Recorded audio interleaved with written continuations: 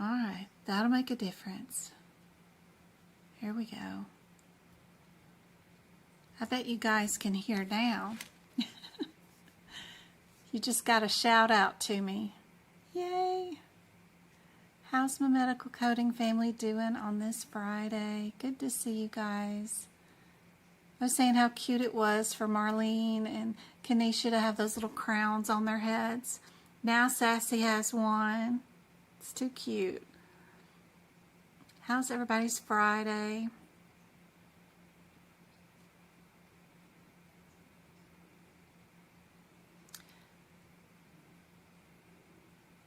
Melissa says this is her weak spot is cardiology. It's all the same thing.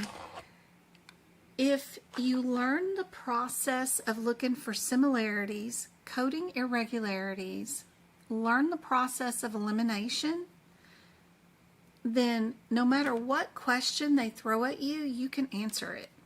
It doesn't matter. So nothing will be a weak spot anymore. You just have to be a good multiple choice exam taker, exam question person.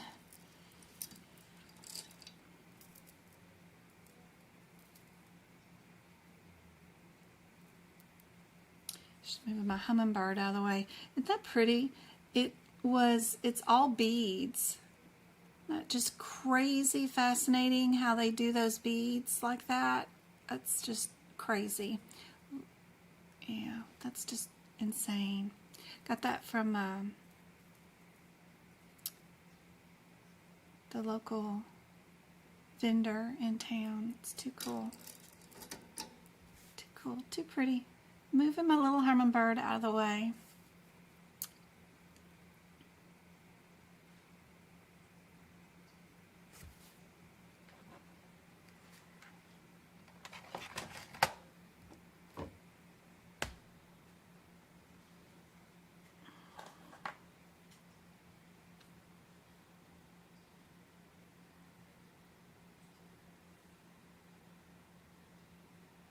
Good, we got 15 of you guys on, 3 likes on the YouTube video as it's streaming.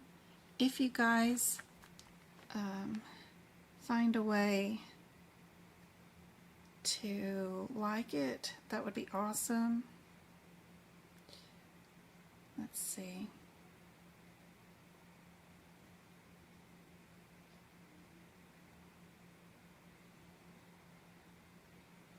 Don't forget that while you're in the live, if the video quality is too small or fuzzy for you guys, there's a little wheel right here underneath the YouTube channel. If you click on that, it'll come up here with some options, right?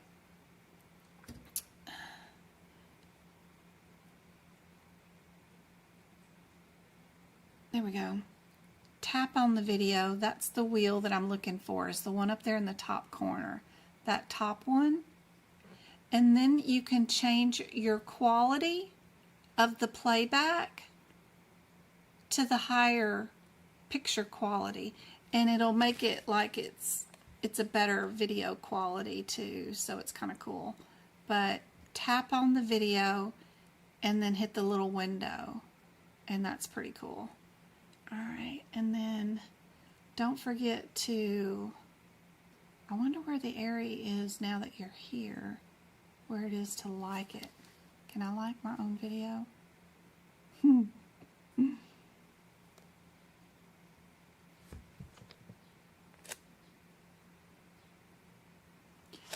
I don't know why I can't do this when I'm live on my live thing anymore, but I can't send out memberships anymore. But let me go on and send out some memberships to 5 people that are already on and watching. Tap to buy. Yes, yes, yes. Put it on the credit card. Here we go. Send out some YouTube memberships. Yay! Alright, got that done. And then How do you like the video? I don't know. While you're in the live. There ought to be like a little thumbsy up thing. Let's see, Mama Wolf, Chris, Charlena, Ellen, and Renee all won YouTube memberships. You guys will have access to all my exclusive content. Yay. That is so cool. Where's Go-Kart? Where's she at?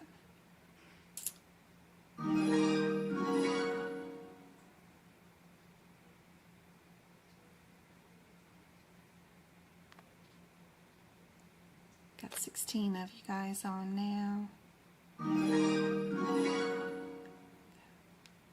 Oh no. All right.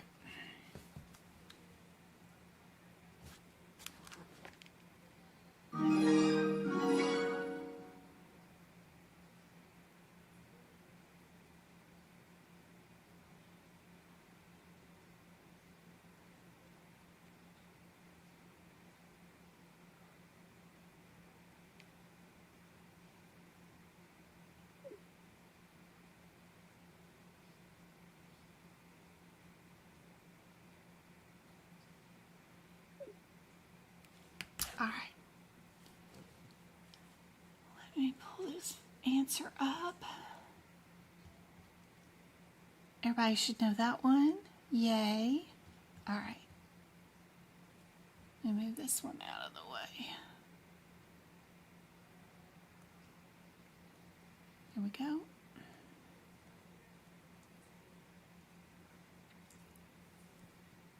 The conduction system of pacemaker cell nodes and the blank and blank.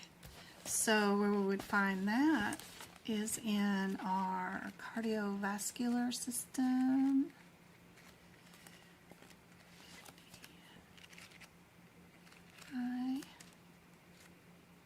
Go to our I section right here in our ICD-10 book.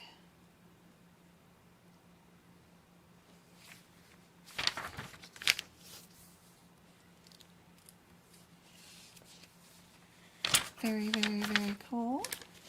I've crinkled my pages.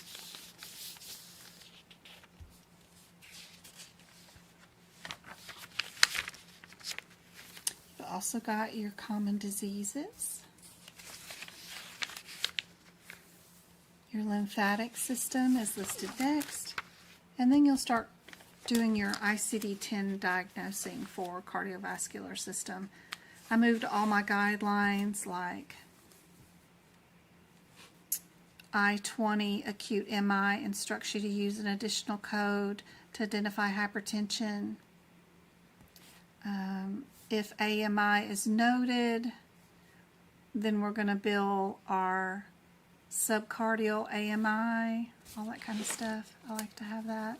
We've got hypertension is a presumed relationship with heart and kidneys. All that kind of stuff all listed into one page, which is just the first two diagnosis code areas in my ICD-10 book. I think that's helpful. Does everybody think on this one, B? Good job. Parts of the cardiovascular system responsible for one-way flow through the chambers of the heart. What are those called? There's our electrical. Here's our blood flow through the heart. What's responsible for the one-way flow?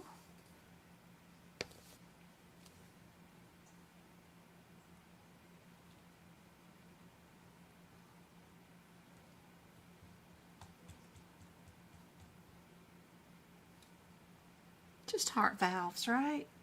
Just those heart valves. Yeah.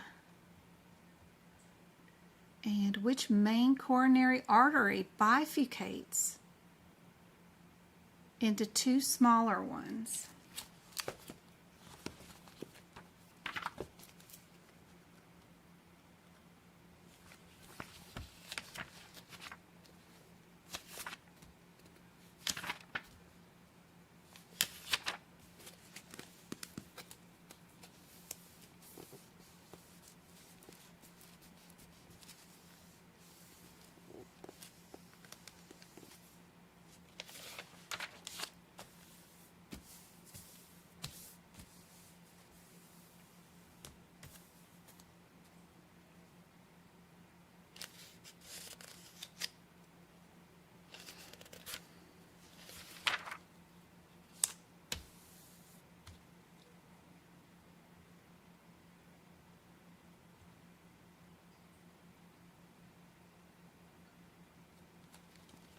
So we've got our right listed here, left going to be listed over here.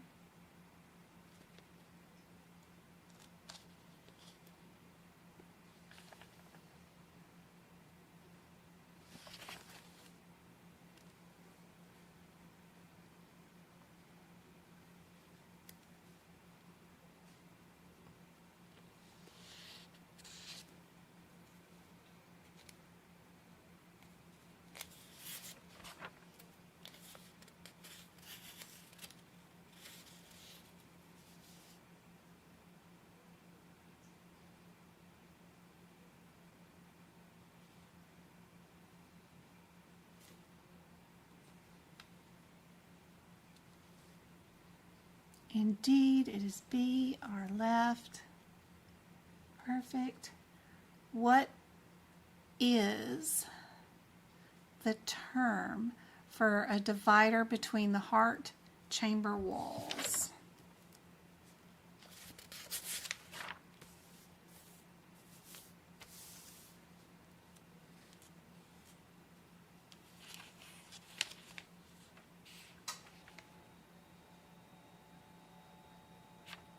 Here's our heart chambers.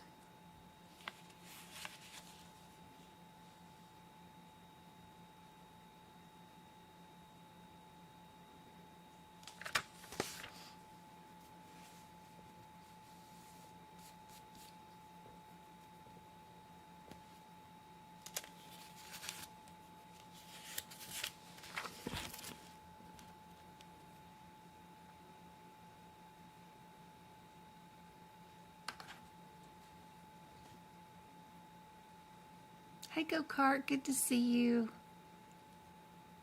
Happy you're here.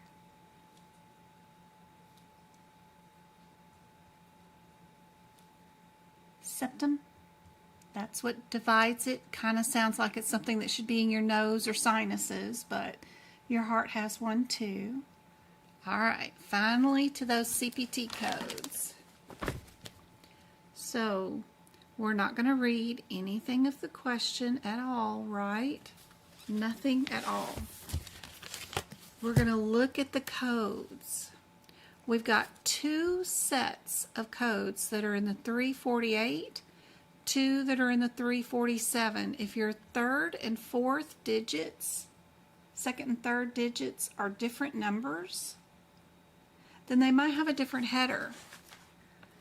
So let's find out if we are a 48 or a 47.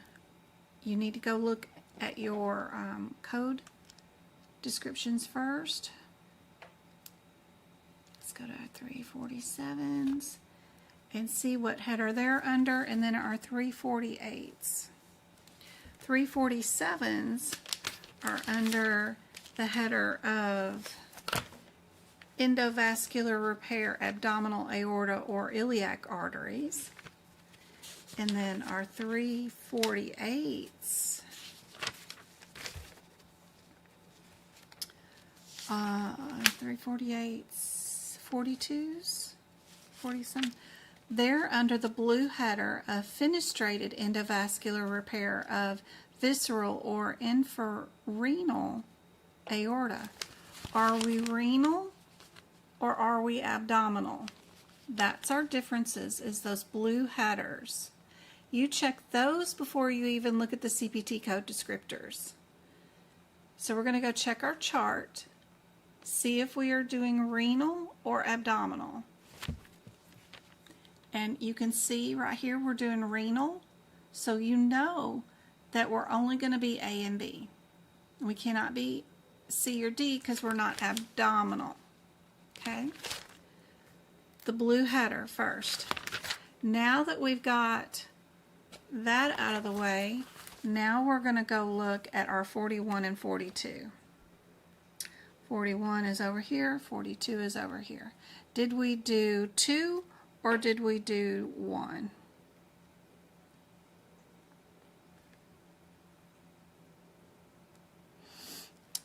(42) includes 2 arteries. 41 does 1. visceral artery. If you learn how to do this by looking at those blue headers and eliminating some answers, you'll pass the exam, because it doesn't matter where you are in this book. If you know how to do that first, you'll pass the exam for sure. Oh, she passed it. Your goal was a 90. Oh, she didn't just want to pass a 70. She wanted to make a 90. What? I passed my CPC. I passed with only an 80, but my goal was a 90. And Tigmatary was my weakest point by far. Your videos helped so much. Aw, that is awesome news. Congratulations. She wanted that alumni thing, huh? You wanted to get that 90? Aw.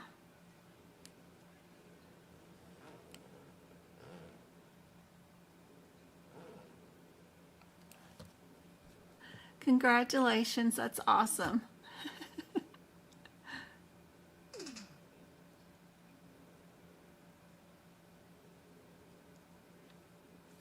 Thanks, Go-Kart.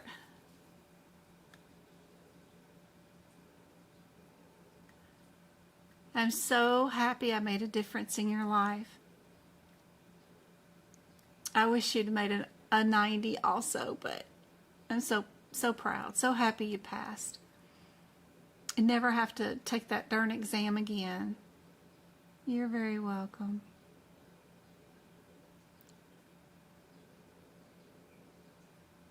There's other certificates out there too, so I think if you pass any of those, your first attempt, like the CRC or the CPMA, your first attempt with a 90, you could still get in that alumni kumbaya thing or whatever it is. So there's other certificates. Go for those.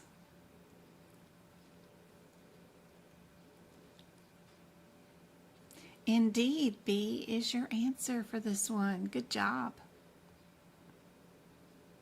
Okay. Our next one. We've got 3 answers that are in the 60s. So I would hyperfixate on those. So 3, 6, 5, 6. 36.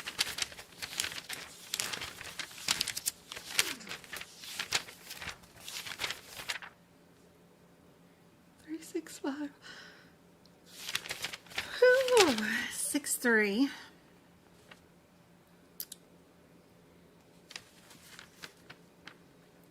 61 and 60, they're all going to be under the same header, so we don't have to worry about blue headers for this one. We just need to know our differences. They're all central, they're all tunneled, they are differentiated by ages. 61 is over 5 years of age, and so is 63. It doesn't matter on the age on that one. Just, did we have a port or did we have a pump? Just knowing the differences between those words, port or pump. That's it. That's the only differences between these. Port or pump. And we did a pump, so we know our answer is. You know it cannot be number 60 because that one's the wrong patient age.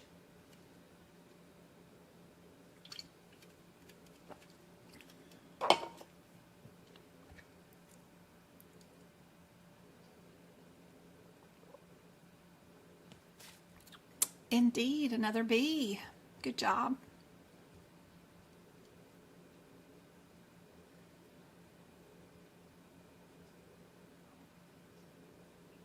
ICD-10.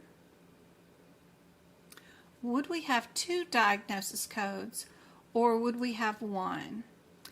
Understanding just the chapters in your ICD-10 book is super helpful, and your chapters are all color-coded back here, right? So if we have anything that's in the Z's, we're back here in this orange, and those are like statuses, like are they here for a wellness check? Are they here for chemo or radiation therapy? Do they have a history of cancer or family history of cancer? All that statuses are done in our Z's. Our Y's are external causes, so are our T's and S's. Our R's are all symptoms. If we have no diagnosis, but we just have like nausea and vomiting and abdominal cramps, but we don't know what's wrong with them, we're just doing symptoms. Q's are for all of our genetic disorders and so forth. If you just know what each little section is for, and even if you don't know it by heart, but you know you can run to it and just look at any of the pages and read the little bio that's up here on the blue page or yellow page or purple page and decipher what they mean, that will get you a lot of ways through this exam. It is super handy to know that chapter 9, you know, for all your eyes, everything that starts with an I diagnosis code is all for the cardiovascular heart system. It's really handy because that will help you during your certification exam. So if we're picking a Z code, we know they're here for a status for some reason. If it's just an I code, then they're only here for a cardiovascular procedure or something that's going on with their heart. So if we look at this patient's question,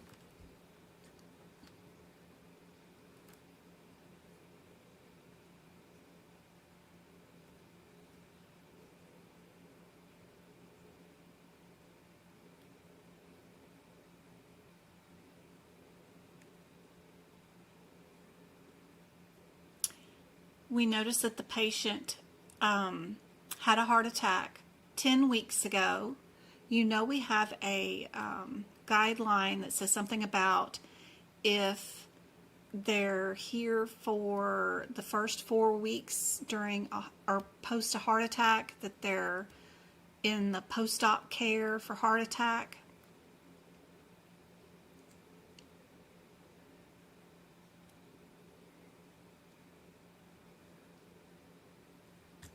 This one's 10 weeks.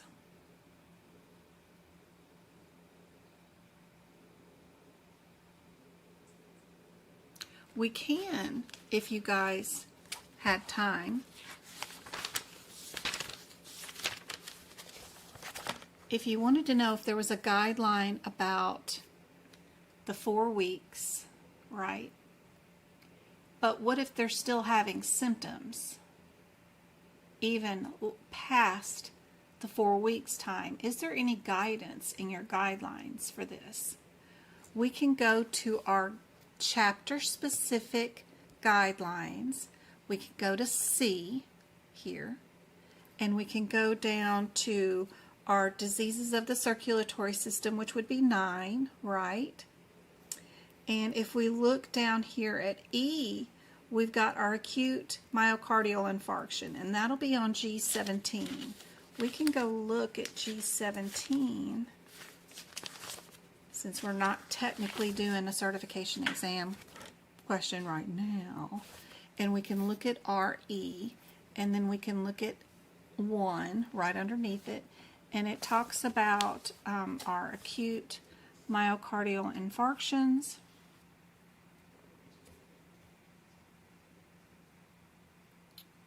And our guidelines with it.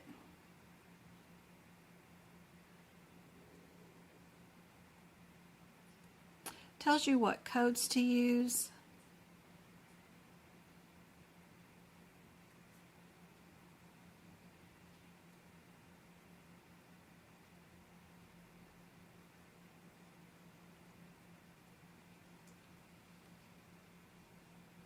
Nine. And then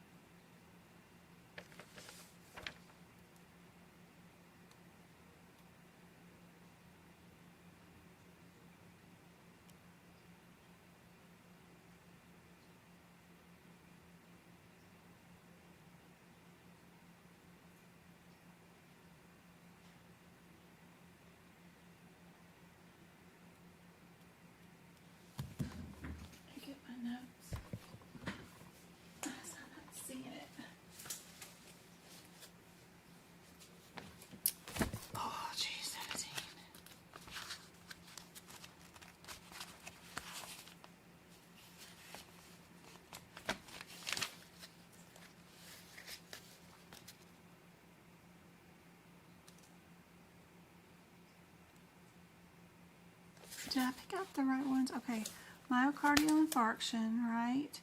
Where is our, there we go, subsequent MIs.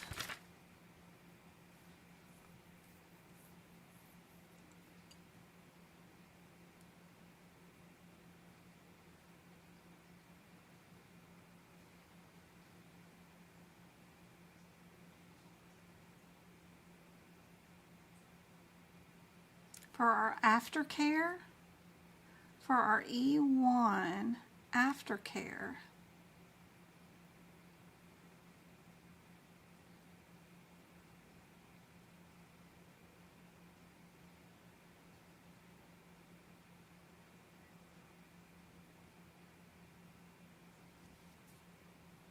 the aftercare right there, that's where it's located at.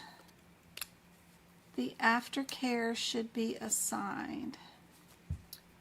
For encounters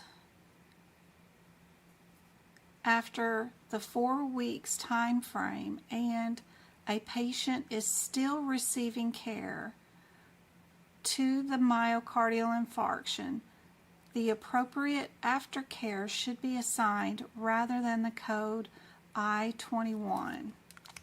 So what is our aftercare code? If we look in our alphabetical index and we go look at the word aftercare,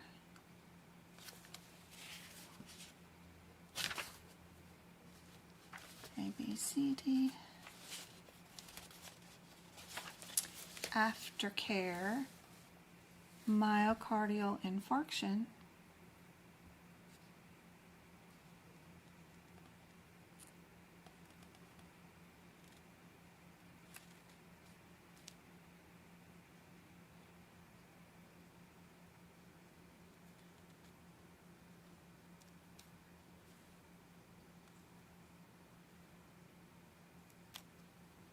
going to say we're going to be, all the aftercares are all Z codes. We're going to have our Z 51.89.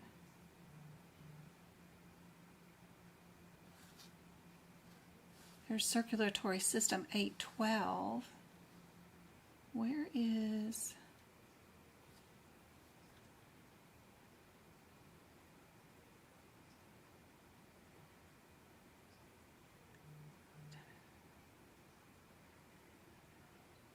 Yeah, we know what our ischemic heart disease is.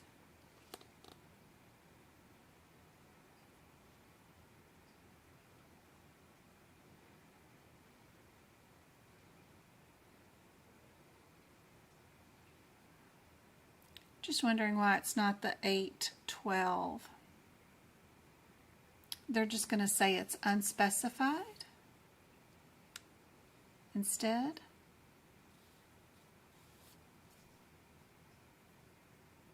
Because they're saying 8-9.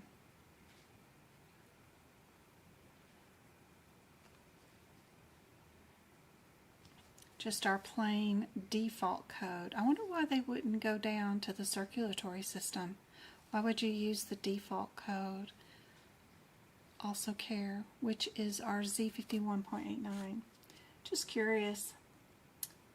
I don't know why, but that code is listed first because we're still treating them even though it's 10 weeks later, according to that lovely guideline on G17. Can never find anything without my notes. I don't know why coloring it up makes it so much better for me, but it does. But this one right here, there's our sentence. Just finding a sentence in all black and white is hard, but they don't list the Z code there, which we could add Z 51.89 aftercare. There we go. So we know A is our answer. But doing that during a certification exam, you won't have enough time. You'll need to know that particular guideline ahead of time. And that 10 weeks thing might have confused a lot of people, because usually your treatment for heart attacks is only 4 weeks, but the patient's still having symptoms. And that would alert me to where this isn't stopped yet. They're still having issues. So yeah. There is our diagnosis and rationale on that one.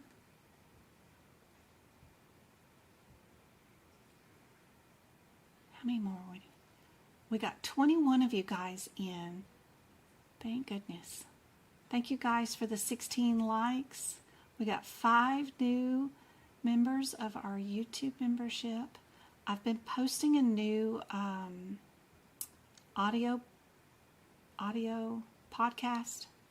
I've got another video rendering right now where I'm reading out the chapter by chapter of the course, kind of like in layman's terms, and just reading it to you, and you can play it in the background and listen to it. So I've got 2 videos on business of medicine, and then I'll be adding in some new ones. I've already got the guidelines in there for E&M and the ICD-10 guidelines. Now I'm reading out like the course kind of stuff, where I go through this course and then start out with the business of medicine, and then we'll go into anatomy and terminology will be the next 2 videos, and then I'll have like 9 videos on ICD-10, but I'll be reading this and putting it in a audio format so that you guys can just play the videos, and that will be included in your YouTube membership. So that's pretty cool. All right, at least I hope it is. I know sometimes I do better with reading stuff or listening to stuff than reading stuff. All right, we've got, bring back up my video. Here we go. Another anatomy one. Enlargement of the heart. So if you go back to your eye area, we've got our common diseases of the circulatory system. Right? Common stuff right here. Common pathologies.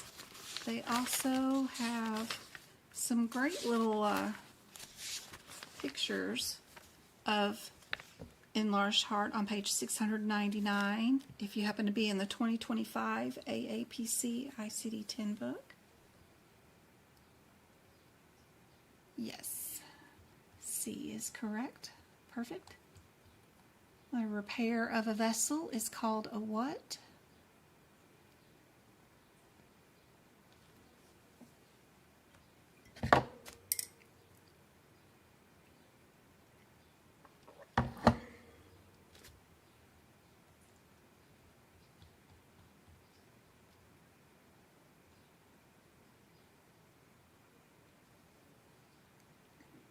Indeed. Angio, which means vessel, which is crazy because it starts with an A. All right. Process of elimination. Do not read that question. Don't do it. Don't do it. Don't do it. Go straight to the available answers and only look at the first set of codes. Don't worry about the rest of that mess. Right? We've got 2 answers that start off with the same code. I'm going to eliminate C and D because they do not start with that same code, right? Just going to eliminate them. Let it go. Don't worry about it. If you want to get these questions done in 30 seconds or less and get them right, do this. This is what we call the process of elimination. Looking for similarities. Now our differences, they have the same 30 code. We're not going to worry about that. They also have this same 5-6 number, 00. The only difference is whether we have a 10 or a 17. That's the two numbers I'm going to go run and look up. The rest of it, I'm going to leave it alone. This is the difference that they want us to know if we know the difference, right? 335.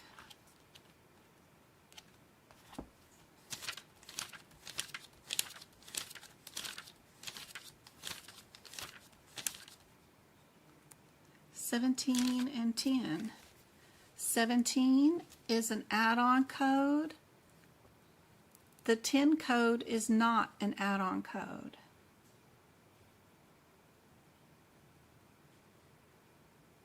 What would be more likely?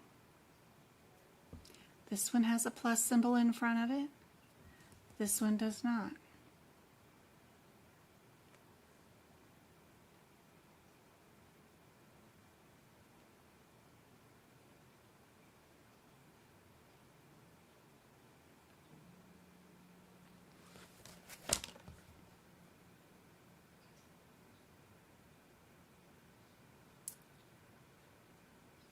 You know your answer is D, because it has the plus symbol in front of it.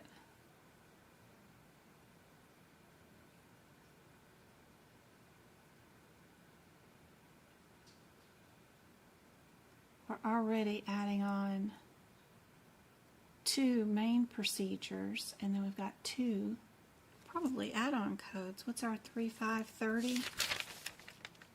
Yeah, that's an add-on code too. 2 add-ons and 2 main procedures.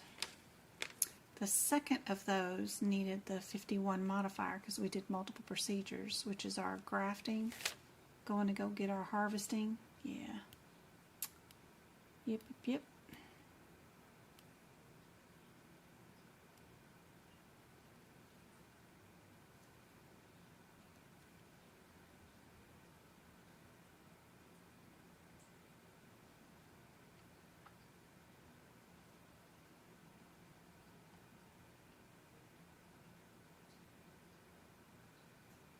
Process of looking at codes.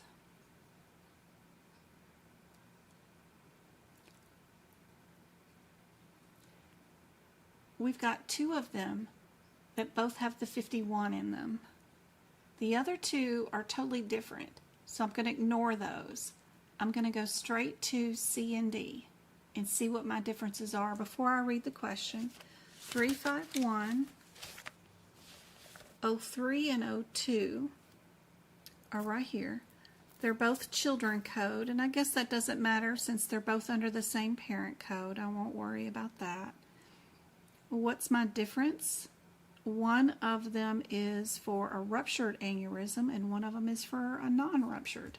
So we'll just go up here and check to see if our aneurysm has ruptured or not, and it has.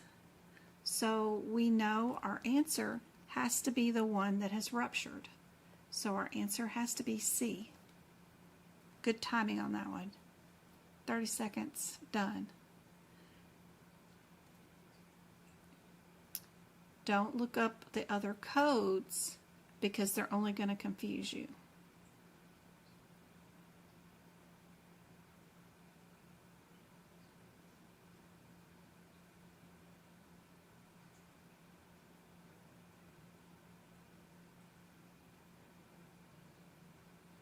You're not 92 because you went and looked somewhere else, but your 03 is iliac, right? Because you're in the common hypogastric area, where 92 is in your celiac renal mesenteric area.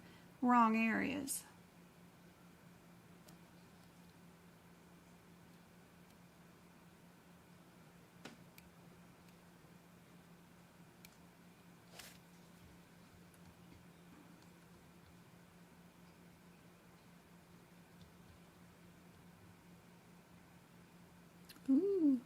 Cardiovascular studies.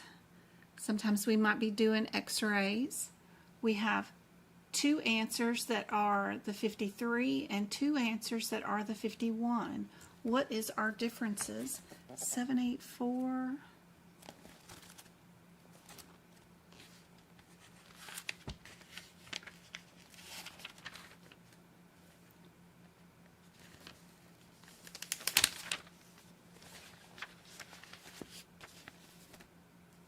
$51 and then our 53. They're both parent codes. What's our differences?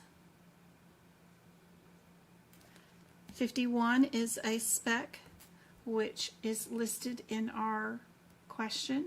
So we'll definitely keep the 51s and eliminate B and C because they're not specs.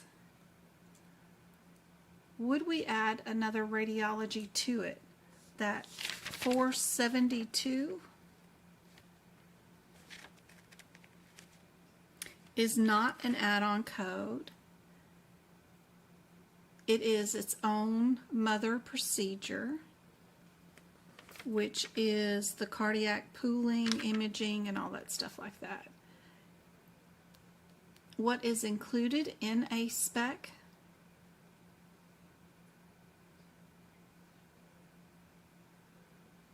It includes the motion wall study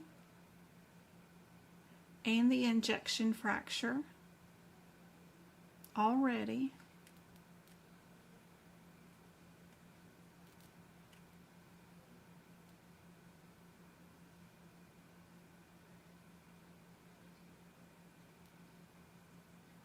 And this test did come with both of those.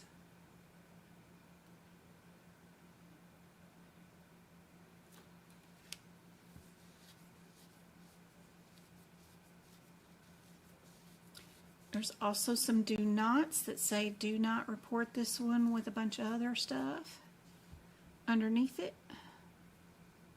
So that lets you know that D is the right one. I trip up on that all the time looking at the other codes. Yep, it can happen. That's why you gotta pretend like you're, you know, have you ever seen Gone with the Wind movie? Where they have to put those blinders on that horse to get it to run through Universal Studios while they light that King Kong fence on fire. Just put blinders on and pretend you're, you know, a horse in a race here, and you are just, you're doing what Jen says and putting your blinders on, and I'm not going to look at anything that's not the same, not similar. And I'm going to plow through this, and I'm going to let go. Right?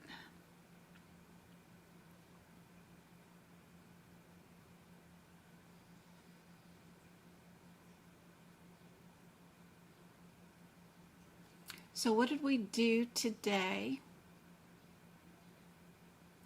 We've got all the modifiers are the same, so you're not having to worry about those. We've got 3 of the answers that start off with the same number, so that will eliminate C. We got our blinders on, right? Our third code is all the same, so we don't have to worry about that. We're not even worried.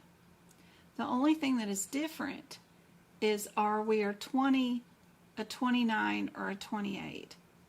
The 29 and the 28 are super close numerically together, you know, so it's probably a difference between those two, and they want to know if we know that difference.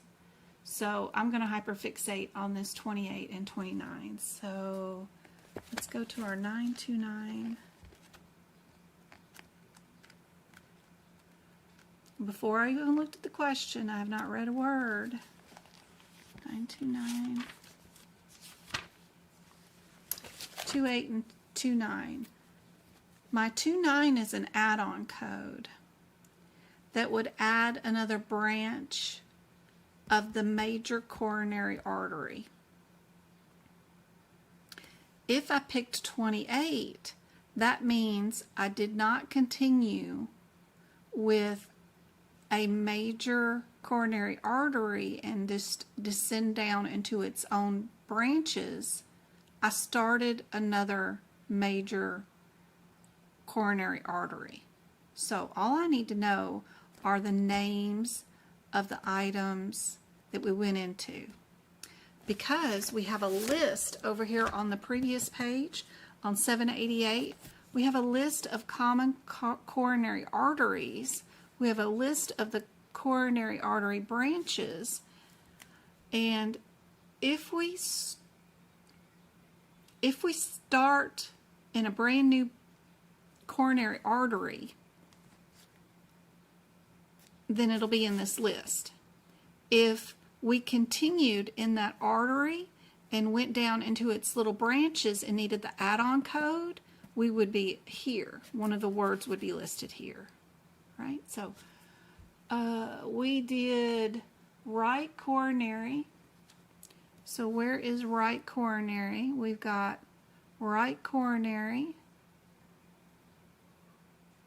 and then we've got left descending.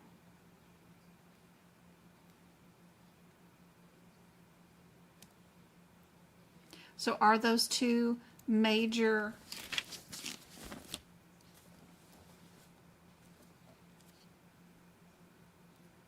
arteries, or are they just a branch off of one of the main arteries? If you did a branch, you're 29. If you picked a different artery, then you do another 28. Does that make sense, guys?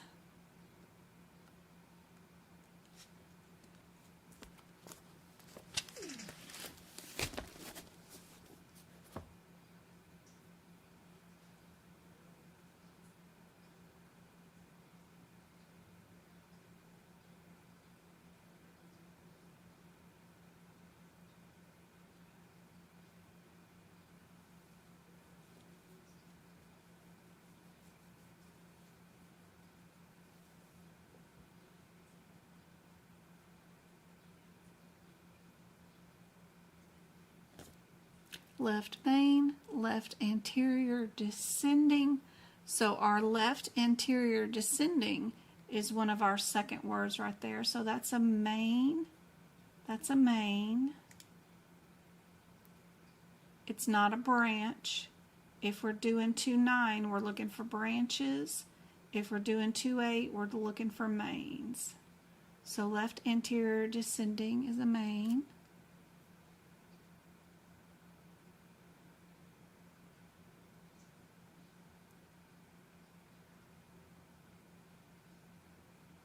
What is our right coronary?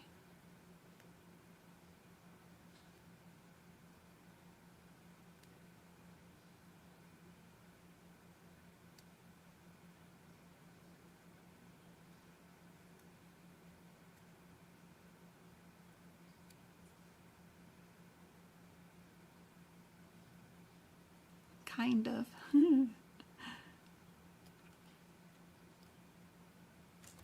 Also, you can use maybe, I think we might be able to use our Appendix L. Might make a little more sense here. Let's see.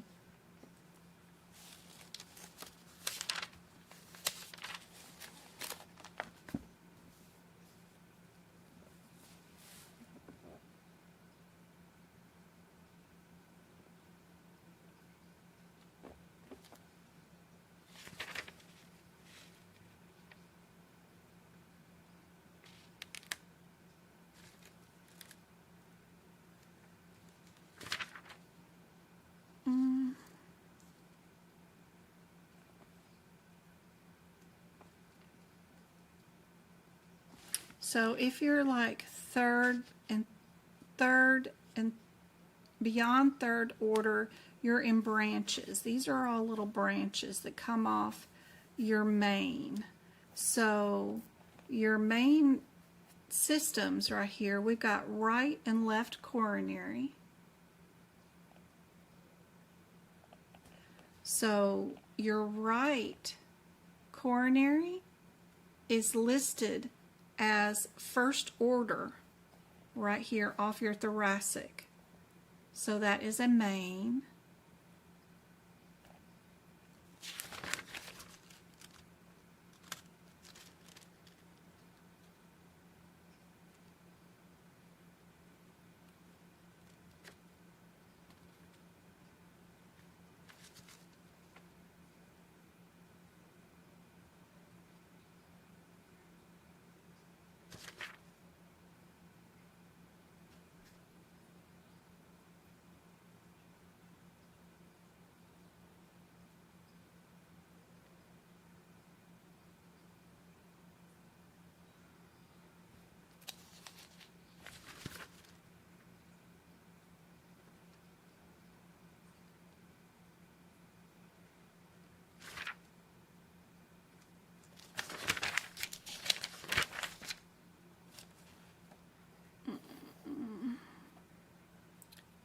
Is our starting points over here.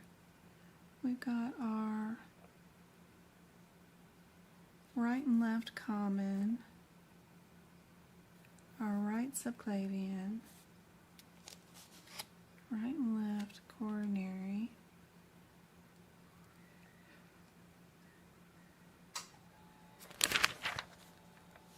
it's abdominal.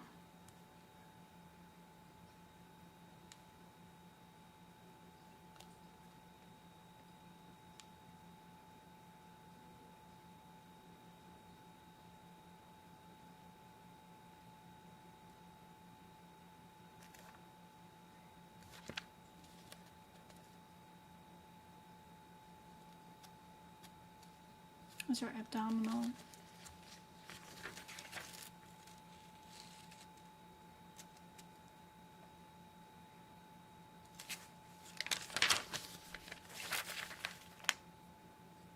There's our brains. The brain ones.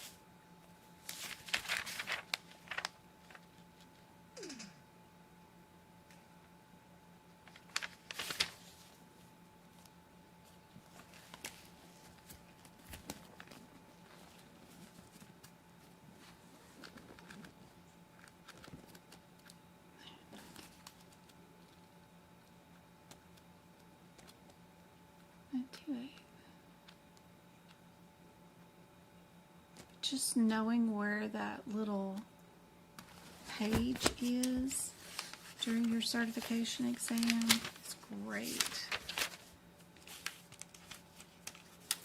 I tapped mine at the top so that I knew if they asked me which one of these is an artery or which one is a branch, I'd have the whole list right there. Left anterior descending is a major or main. Left main, left circumference.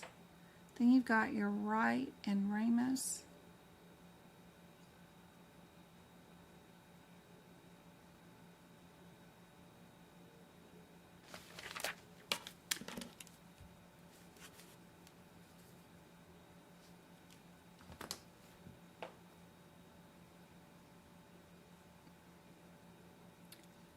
So this one did 2 mains, and then we did the balloon, percutaneous balloon angioplasty through the thing. But that's why A is your answer for that one. Just knowing if you're coming up off of a main or if you're going to a branch.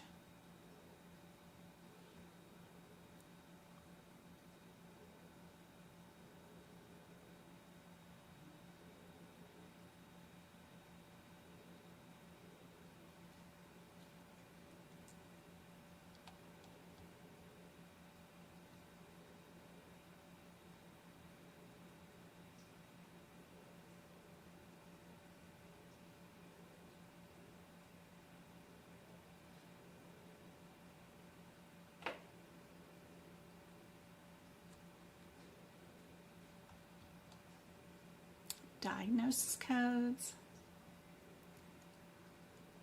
Are we going to code in the 70s or in the 20s or 30s? Probably one of the 70s, right? Because if we're still looking for similarities, it's probably a difference between the ones that start out with the I7s. So I would run to the I-71 and I-72, see what my difference is first, and then check my question.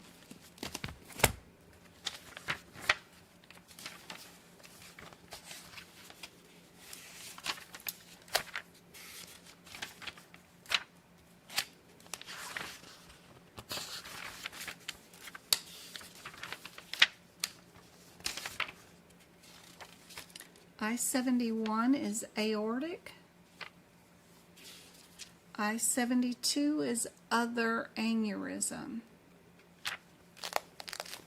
When was our aneurysm aortic? Aortic aneurysm unspecified site, or was our aneurysm of an unspecified site? We have pseudoaneurysm in this part on the left, and we also had left ventricle failure. So this one does not say anything about aortic aneurysm. It says pseudoaneurysm. So I would pick A and move on to my next question. I wouldn't check anything else. That's how I would do this question. What do you guys think the answer is?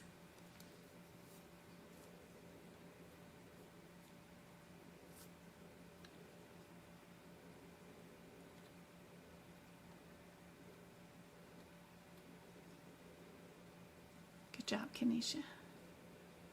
All right. Trying to get approval to do some workshops where I'm giving out CEUs too. So if you've already passed or have your certification or get it soon, maybe some of my next workshops will come with CEUs that go along with it. That'll be fun. They have a lot of paperwork that goes involved with all that. I've never filled it out before. I filled one out and submitted it. We'll see if it gets approved. We're swapping out some batteries.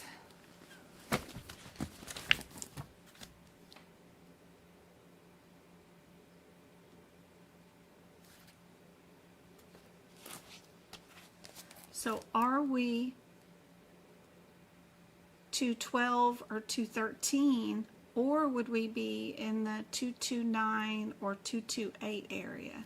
I think those would be like header differences of some sort. So 33212.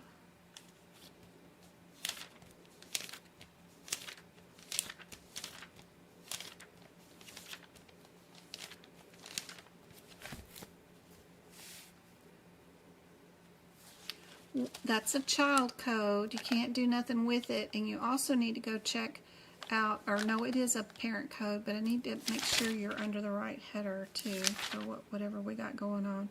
Pacemakers and defibrillators, good. We've got the 12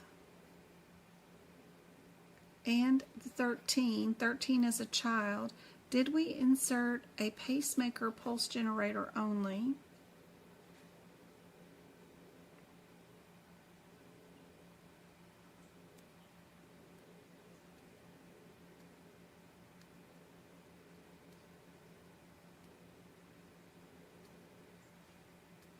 Or at the 28 and 29,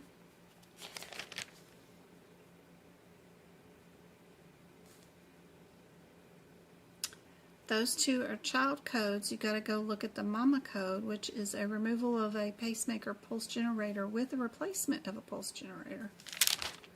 Over here on 12, insert of a pacemaker pulse generator only.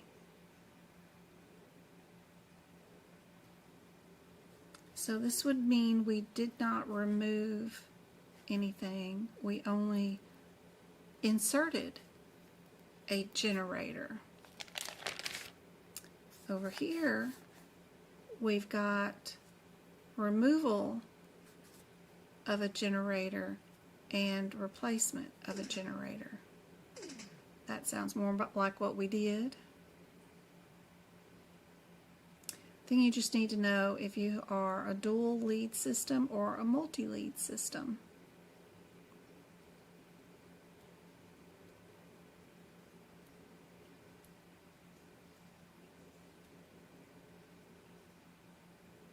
We would never even attempt to even look at C because it's got two codes. You know your answer is going to have just one in it.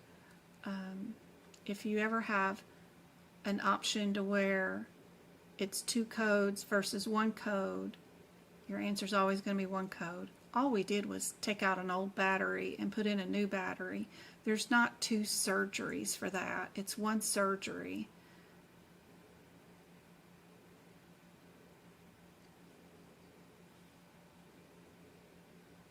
This one is just putting in.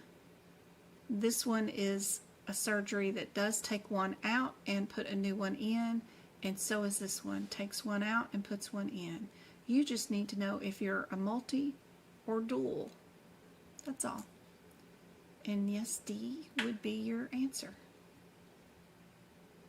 Yep, yep, yep, yep.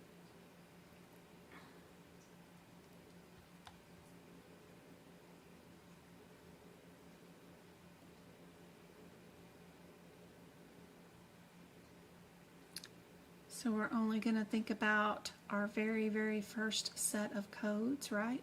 We've got two answers that start off with that 13. Let's go check it out. 33213. It's a child code. You can't do anything with it. What is its mama code? It is inserting of a pacemaker generator only. Are we putting in a battery and that's it? This looks like we're replacing something. And if we were here, even if we were here, right, we would be only inserting something. That's it.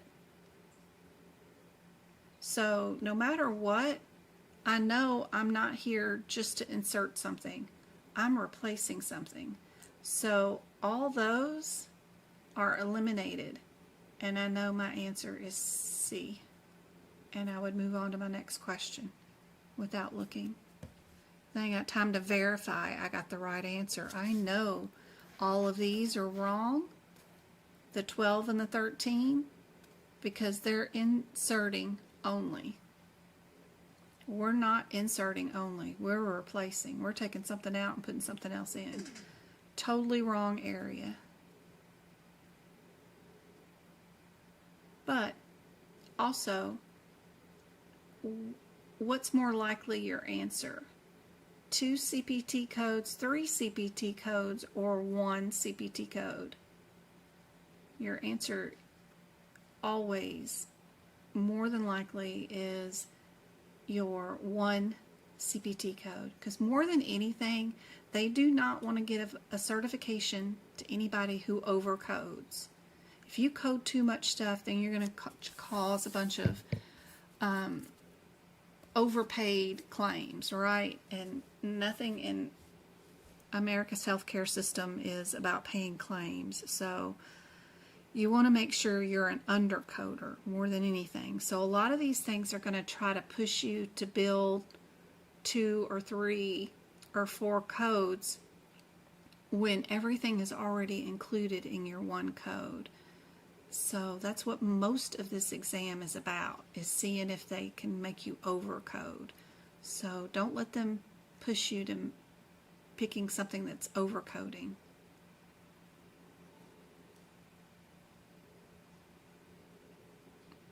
Diagnosis codes, yes.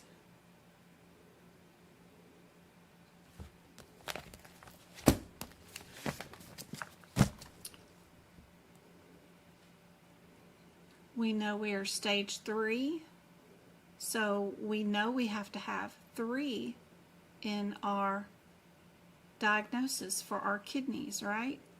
So that gets rid of those right off the bat. Are we a plain baby hypertension, or are we a fancy hypertension?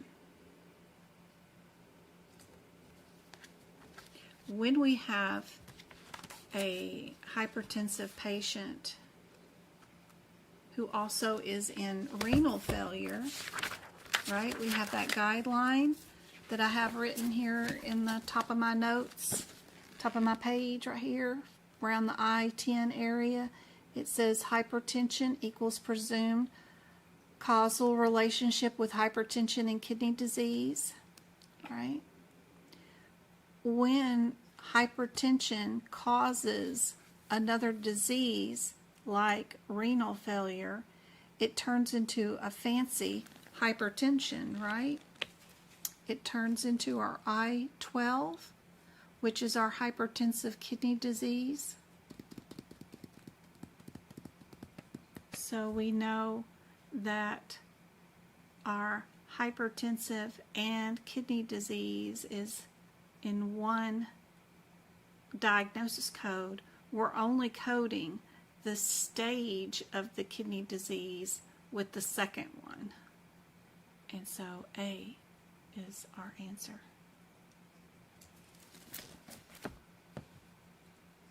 Yep. Perfect. All right.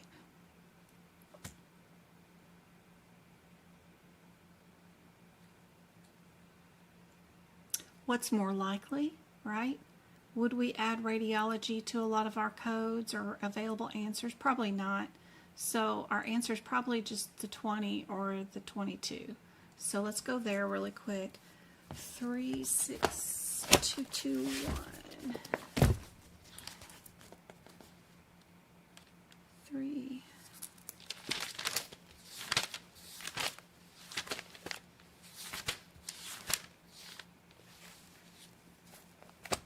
Ooh, these codes are pink. They might be on your exam. 221 and 222. Your only difference, are you non-selective or are you selective? If we place our catheter in an aortic arch in the right femoral artery, is that selective or non-selective? So if we're non-selective, it means I take my needle and I poke you in your artery and I stay there, right? If we're selective, then I'm going to poke you, stick you with the catheter, and I'm going to run that artery,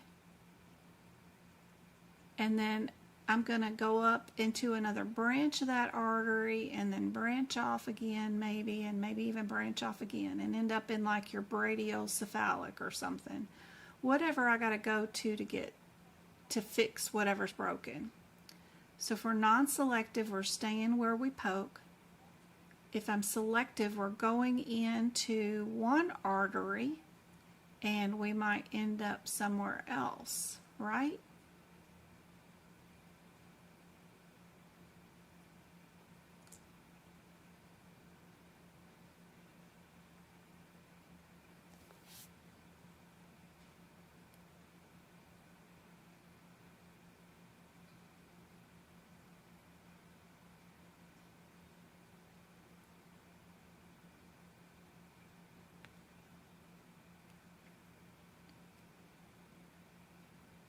But is that the same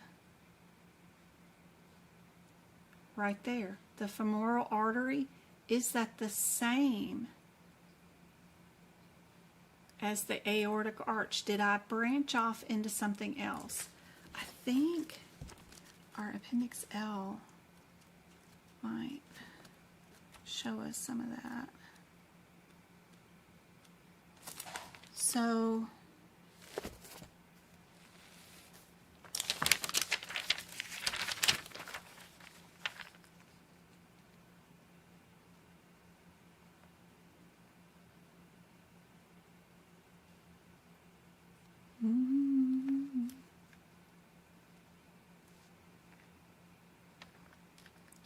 femoral to our aortic arch,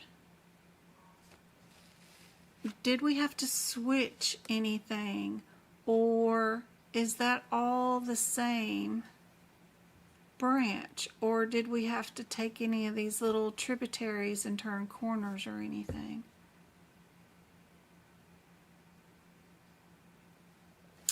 Also, if we look at our 362,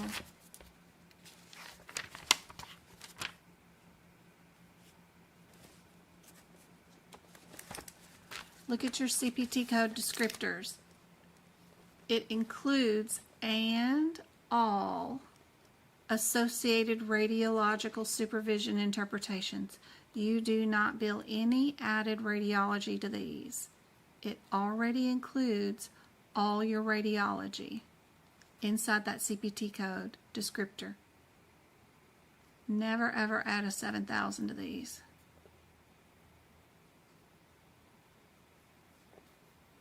All associated radiological supervision and interpretation.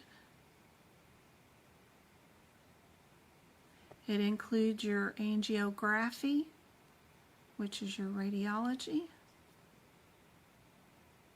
This one does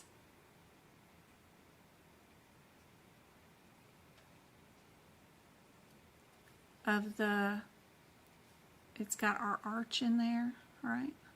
So's the other one.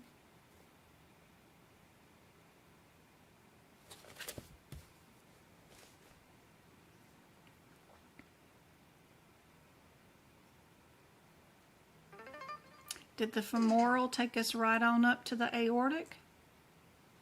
Are we non-selective?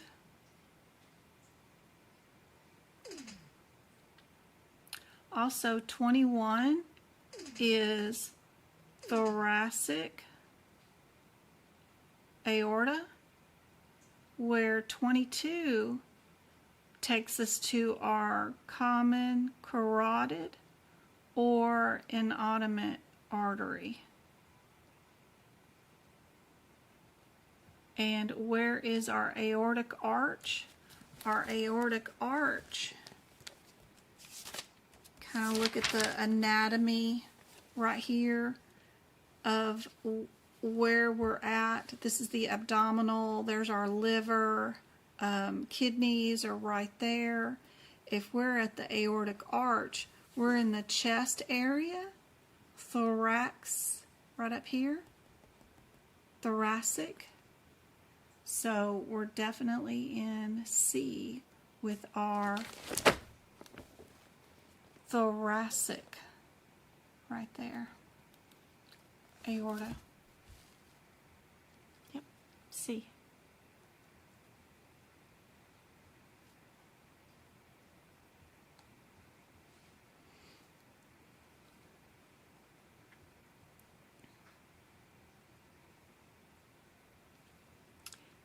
Make it easy on yourselves. Would it be more likely we bill 2 procedures? We bill 1, 2, 3, 4 procedures.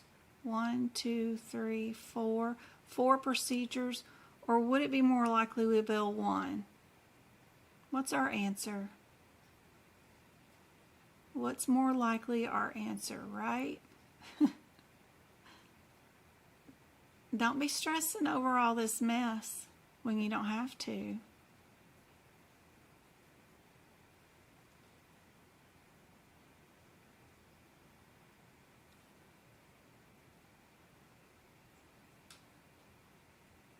But if you want to, let's go look up our differences between our 52s and our 45s. At least do the first only code in each available answer. Get yourself down to a 50-50 shot, right? 362.52 versus 362.45. So 362.52 is a child code. You cannot do anything with it. You got to go look at Mama. Mama is a 51. What's our 45?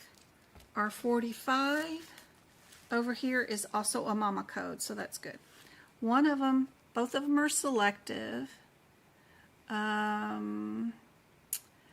This one's doing arteries. The other one's doing arteries. This one's doing abdominal, pelvic, and lower extremity, where this one is doing renal. Where are we at? We're renal. So you know you're a 51. So that means you're a 52. Would we add our mama code after our child code? Is that something that you would see, that you would bill bilateral and then bill your mama code unilateral together? No. Nope. Yep. You would only bill the child code. We did one on the left, one on the right. We did do bilateral. Simple. All there is one code. Yep. Don't let them make you think that you need to bill multiple codes. There's no way you would bill this twice or whatever. Yeah, this is 3 times the same code. What in the world? And this is abdominal, pelvic, and lower extremity. We were not abdominal, pelvic, or extremity. We were only in the kidneys. Left renal. Yep. We were only renal. D is your only answer. Yep. Diagnosis codes.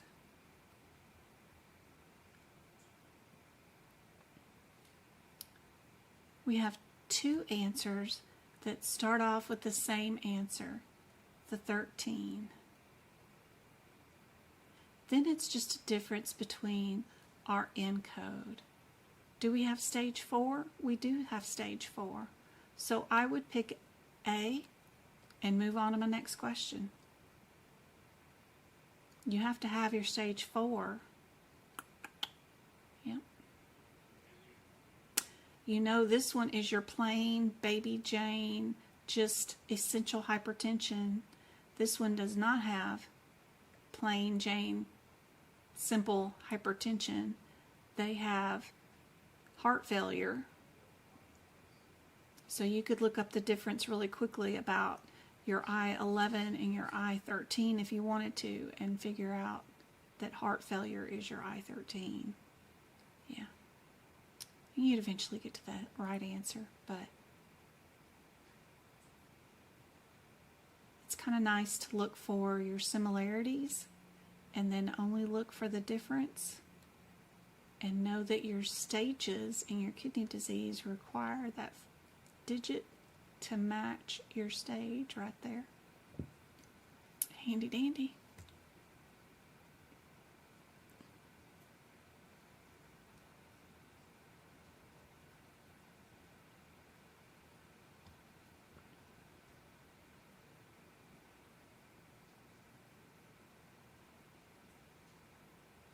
So we got 2 codes that are super similar. The 33203 and the 02. Those are super close together numerically, that's all. So I'm going to go run to those 2 real quick and see which one is which, and only look for that difference in my question. 33202 and 03.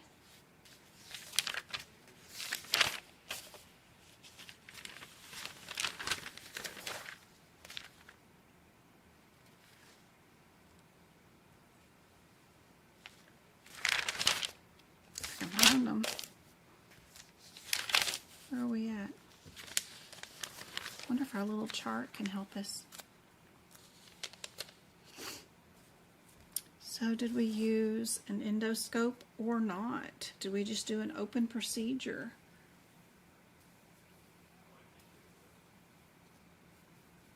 That's all.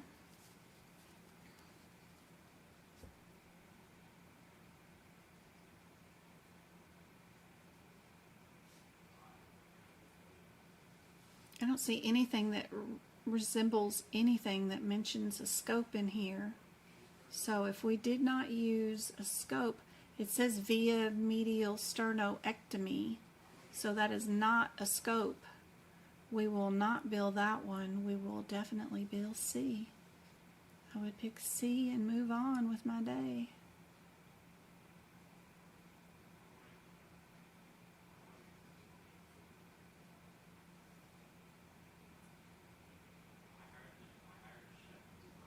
What do you guys think?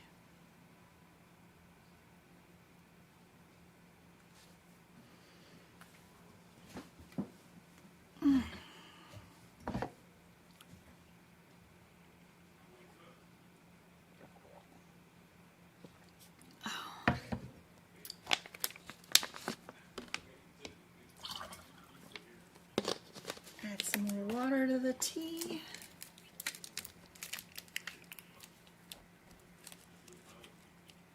With a little plastic. Ooh.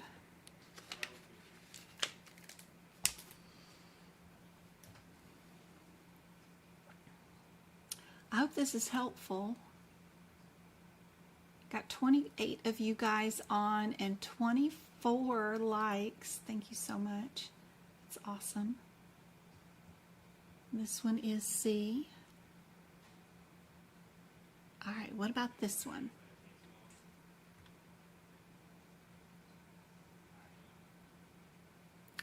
What answers are you guys keeping?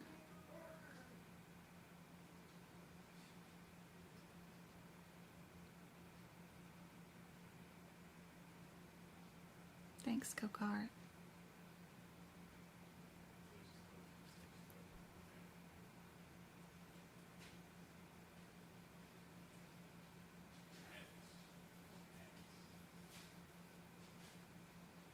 So we're going to go back here to our 936s.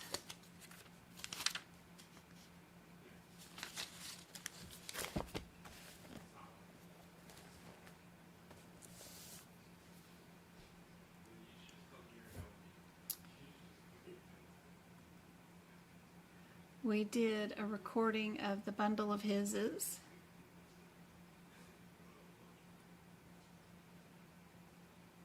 We did pacing and recording of the right atrium.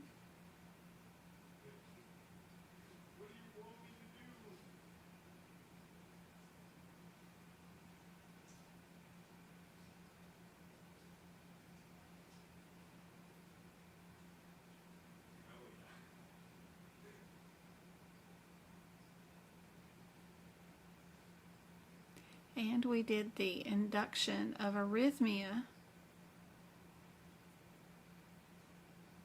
which is our pacing also.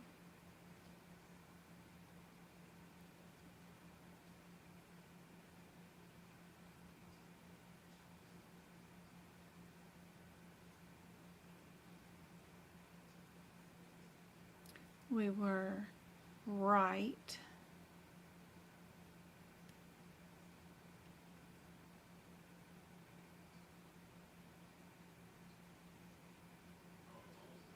This one's crazy because our we have a code that usually maps and does all the heart, but this particular question seems to piece apart all of our mapping and only does a select pieces of particular parts of the heart. Would be very unusual, I think, to do it this way. You're already there and you're already inducing rapid heart rates. Why not test all of it? But they are only testing specific sets of them.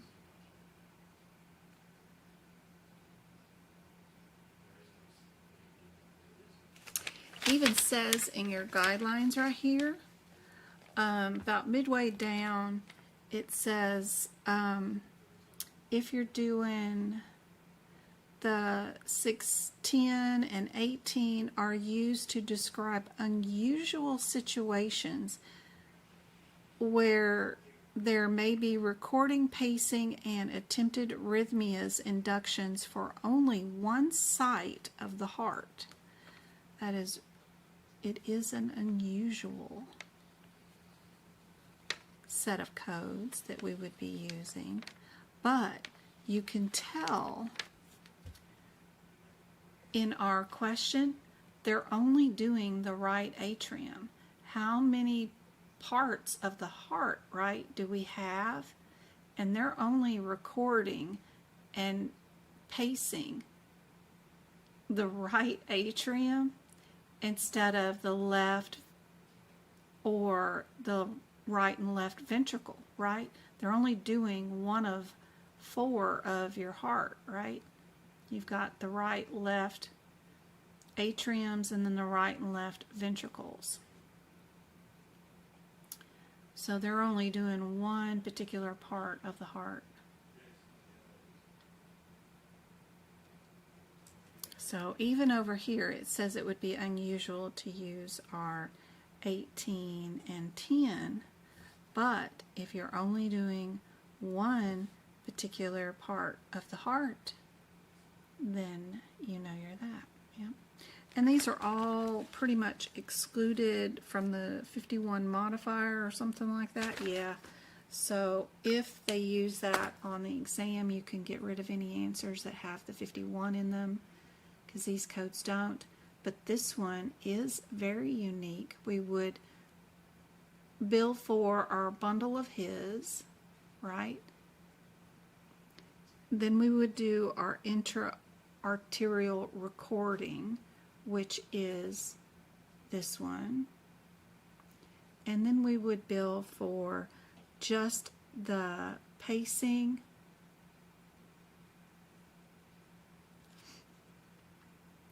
and the induction to create it that way. So we did actually do all 4 of those individual procedures for this patient, just simply because we only wanted a recording of 1/4 of the heart. Most of the time it would be one bundled up code, maybe an add-on code, but yeah, very unusual circumstance for this one. Yep. Just pay attention to what they're recording. If they're doing right and left, atrium and ventricular, then you don't have anything to worry about. Don't pick the big set of long codes.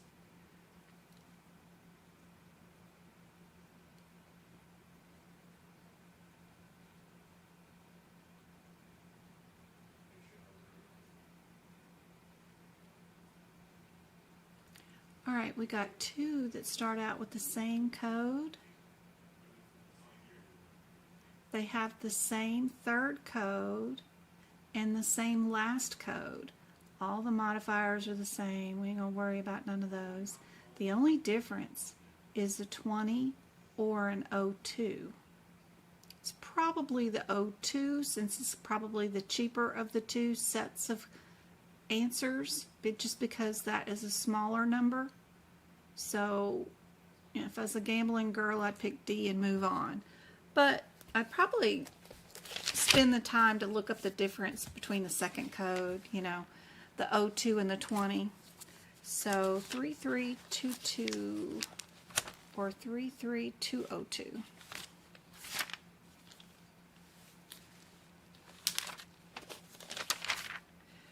.202, and then our 20, 332220 is over here. That's 2 trans electrodes, permanent pacemaker implanted. This one is, the 202 is insert epicardia around electrocode, electrical lead. Did we do epi?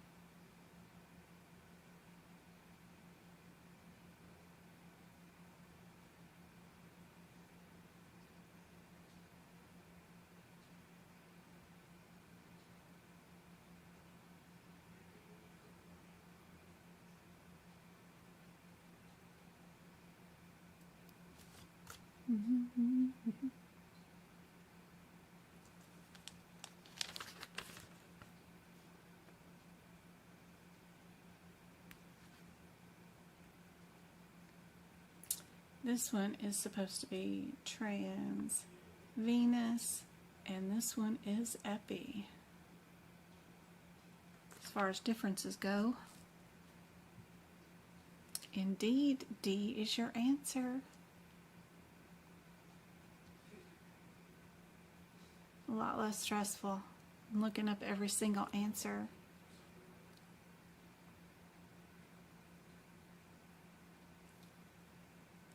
We got 3 of them that have the 16 on it. Let's go see what's going on with that code. 930.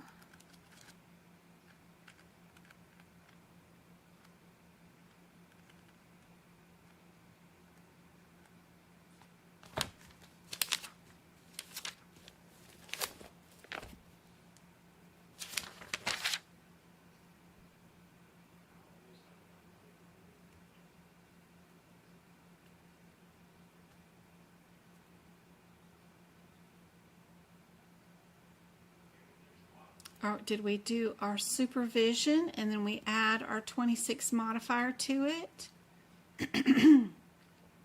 Would we add our, or bill our 16 and our 18 together for just the supervision and interpretation only? Or did we do the supervision and the tracing? Or do we do everything all in one, which is our 15 code? Which includes supervision and interpretation and all that kind of stuff. What do you guys think?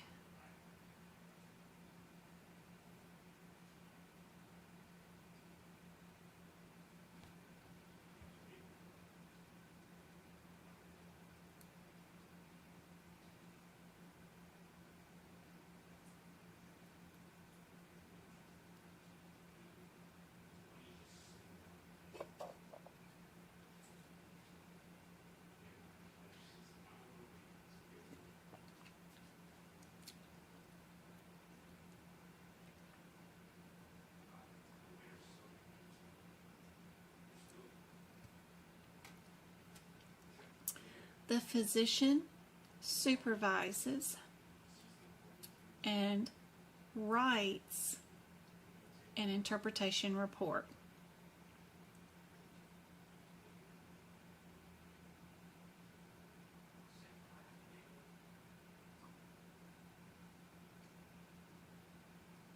Now, I can't imagine the doctor going to the patient, putting all the stickers and the leads, setting them up on the bicycle exercise or treadmill, and turning it on and monitoring them and administering the medications and stuff like that. It just says the physician supervised. Now, if the doctor did all that, maybe you'd bill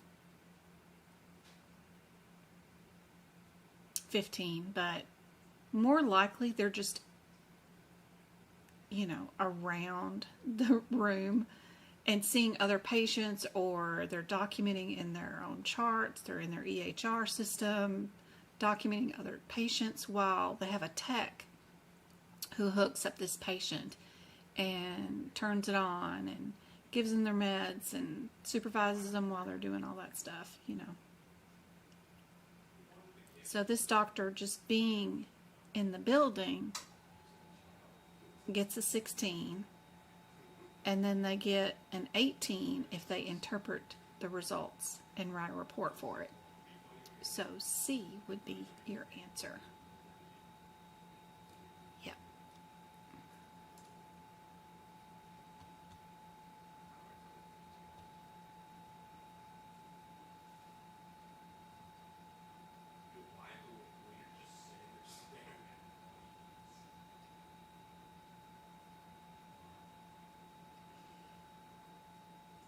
So we've got,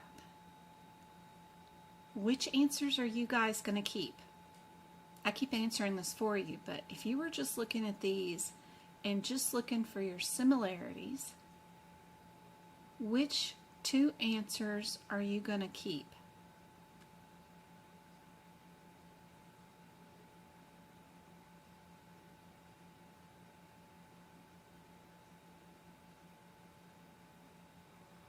Type it in chat. Let me know what you think. What two answers are you going to keep? We got two 16s. We got two 25s.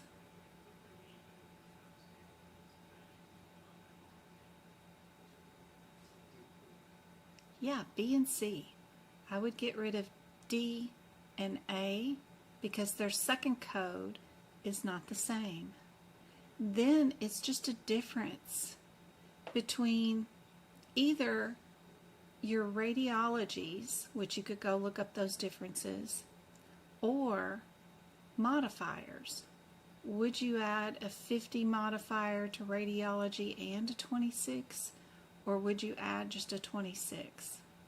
I think these differences is maybe bilateral or unilateral, but I could be wrong. Bifurcation. Yeah.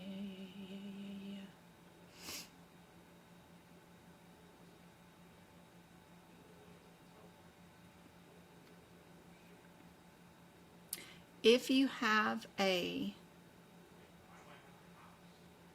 radiology code that will either be unilateral or bilateral, then you would never add the 50 modifier to that set of codes because there is a code for unilateral and bilateral. So 757, you only add modifiers if you're having to change a CPT code descriptor because there is nothing else available for that set of codes. So 757, 10, and 16. 10 is unilateral, 16 is bilateral.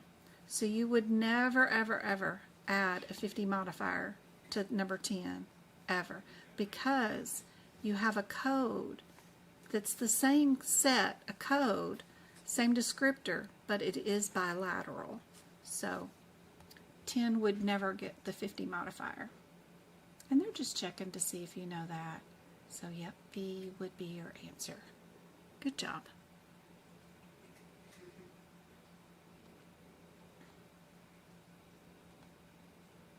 This one's going to be a case, I think, because it's long. We ain't going to worry about that, right? Let me get this down to where we can get just the answer.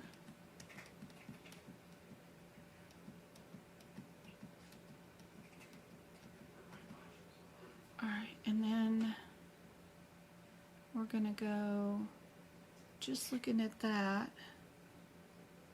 and we're going to think about looking at our different answers. Which two answers are we going to keep?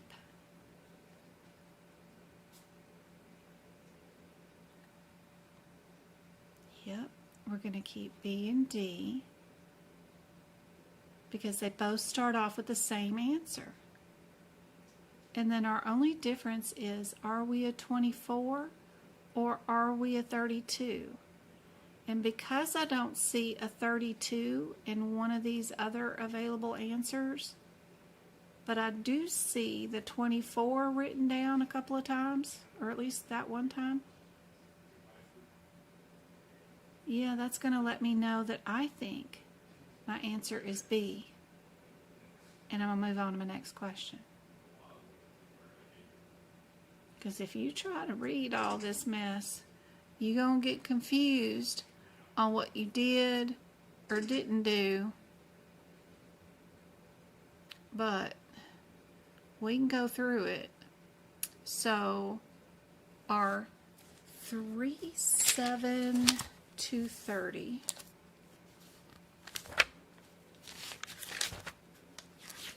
How do we know we're there?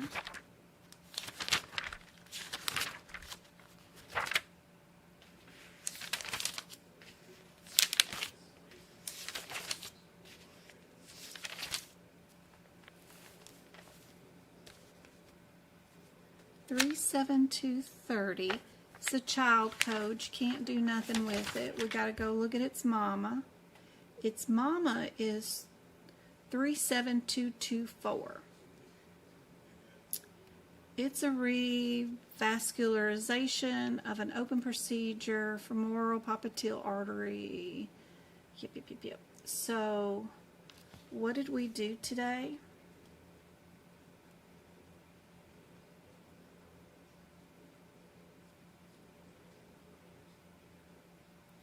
We did a angio and stenting. We've got popliteal angio, which is matching with our CPT code descriptor of 24. And then if I look down at its child code, which was the 30, 30 does the transluminal stent placement. Yep.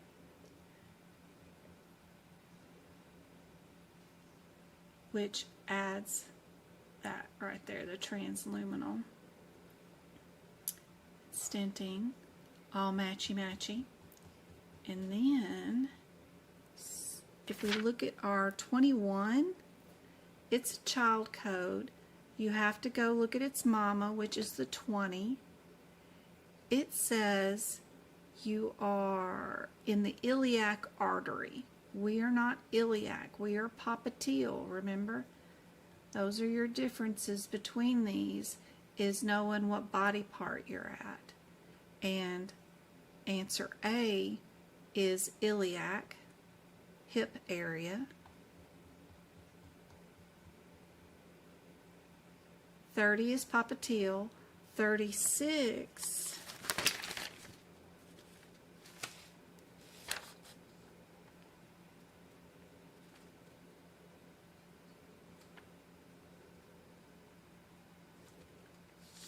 is, I have no idea. Okay, there we go. Transcatheter intravascular artery, except for you cannot put it in a lower extremity artery. It cannot be for an occlusive disease. It cannot go into a cervical carotid. It cannot go into extravertebral. It cannot go to intrathoracic carotid. It cannot go into an intracranial or any kind of coronary artery whatsoever.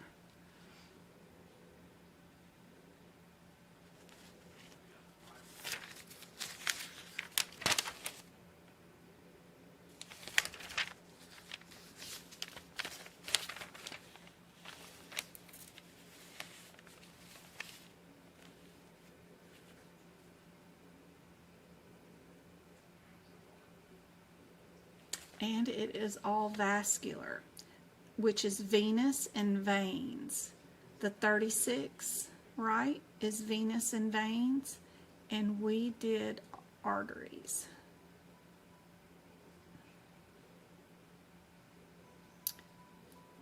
Femoral artery.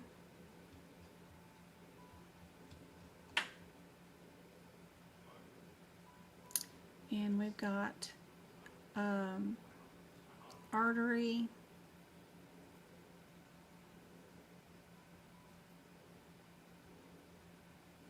yep. So we're not 36. So you know you're 30 because you're popliteal. Your differences between your 224 and your 32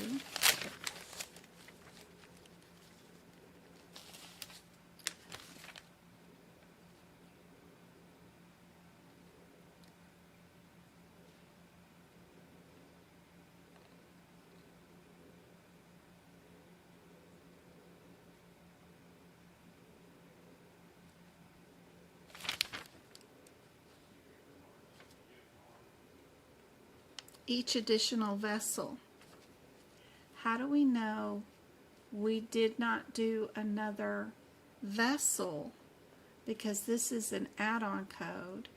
It does not get modifiers. You know that can't be right anyway. This code has a plus symbol in front of it, right? So no modifiers on it.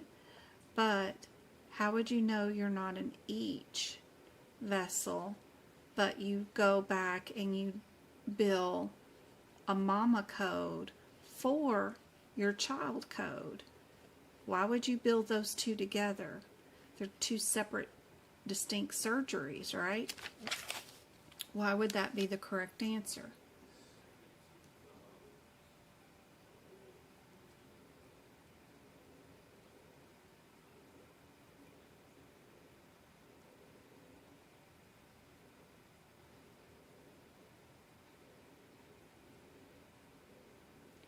We did a percutaneous angioplasty in a femoral artery.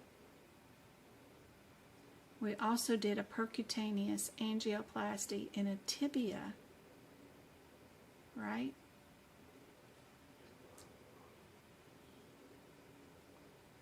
Got another popliteal lesion right there too.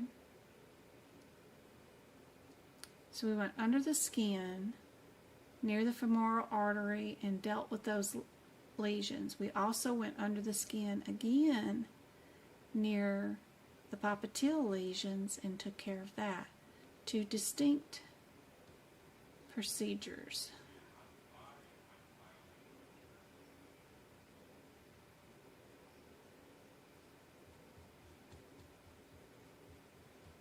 But picking out correct answers while you're doing your CPC exam, if you notice any codes with the plus symbol in front of them with a modifier, you know that's an incorrect answer. You can't pick it. This one was dealing with veins. We were only dealing with arteries. Number one main thing, artery, artery, artery. And this one was a vein. 30?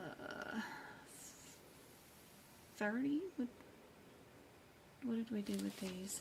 Oh, the wrong body parts. So this one was dealing with iliac.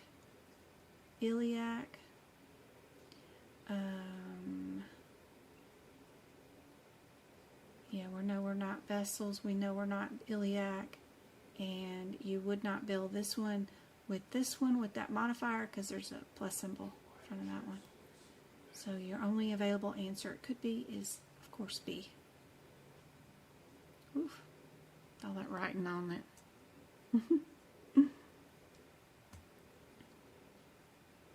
Anybody confused on this one? Need more help? Don't see what in the heck I'm talking about?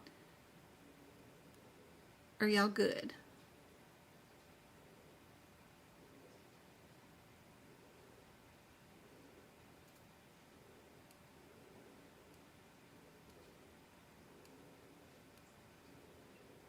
Y'all good?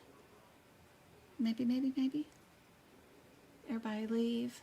How many do I still have on? Still got 25 of you guys on, and I got 28 likes. Thank you so much, guys. That's awesome. Fantastic. Ready for the next one? Okay.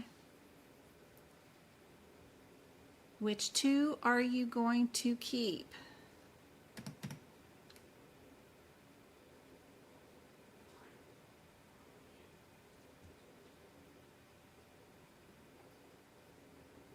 Just simply look for some similarities. Which two are you going to keep?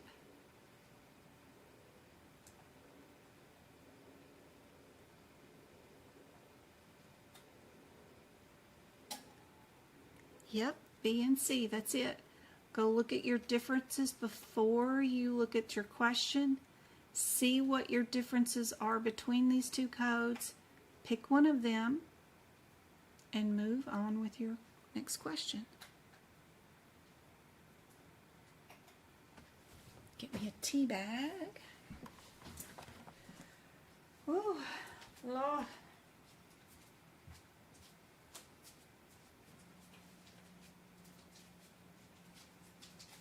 Magpie. Look at that. We got a toy.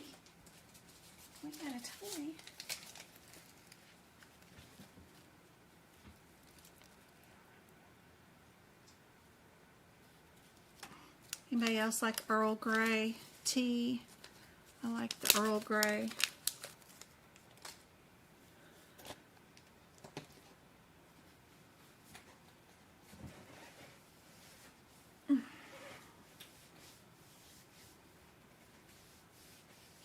Everybody saying C?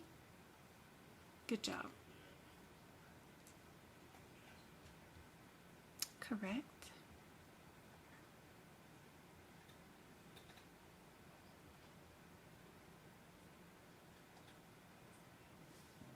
Which two answers are we keeping? Which two answers are we keeping for this new set?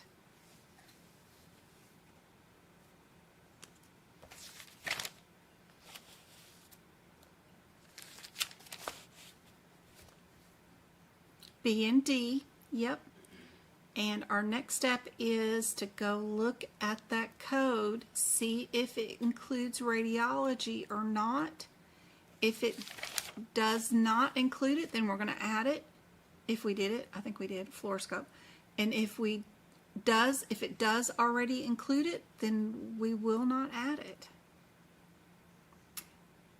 Our 36571 is a child code. You cannot tell if it has radiology in it or not.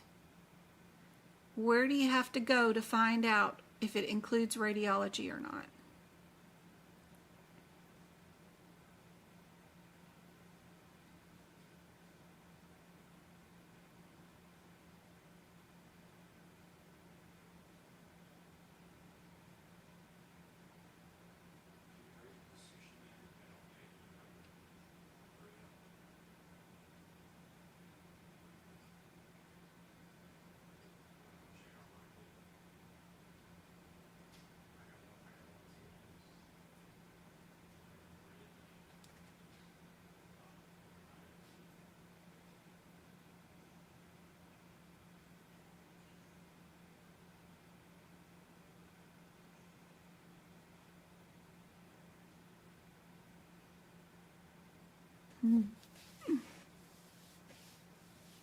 So we did use fluoroscope, right? Guidance. If we look at our mama code 36570, all it has in the CPT code descriptor is the insertion of a catheter with a port.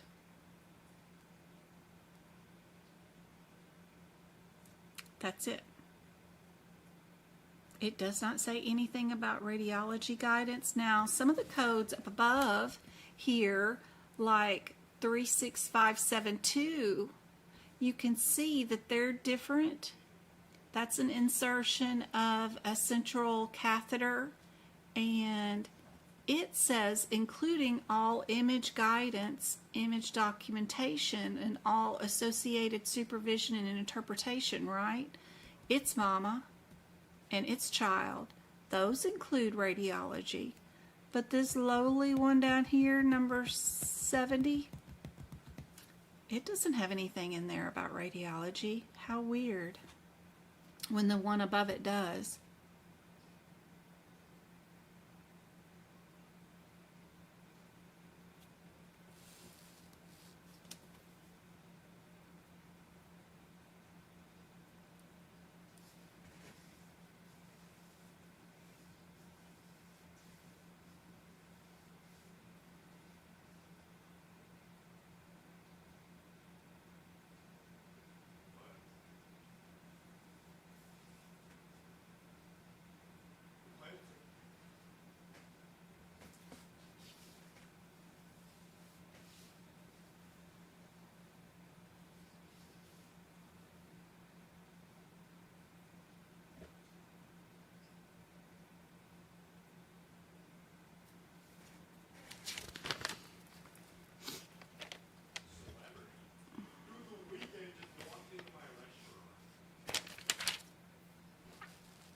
Yep, this one would be B. We need to add that radiology to it.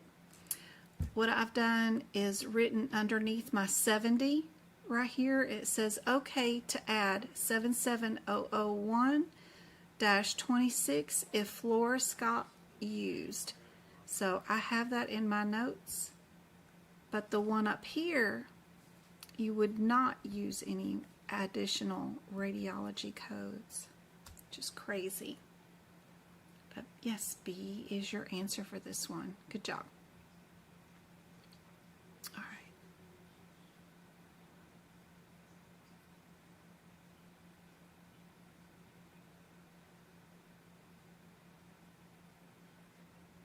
Which two are we keeping? Good job, Christy. Indeed. So let's run to 3, 6, 8, 31, and 32. Perfect. Look at your differences.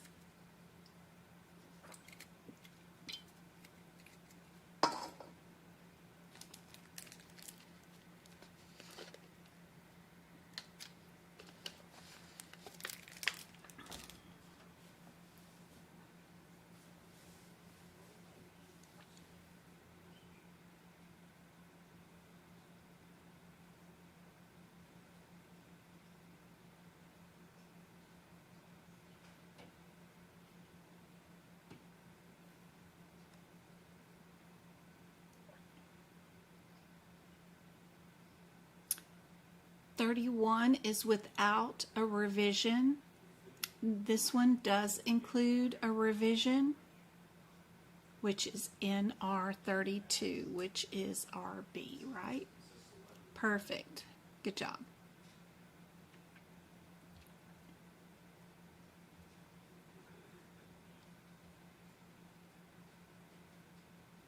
All of them. Okay, so we're going to keep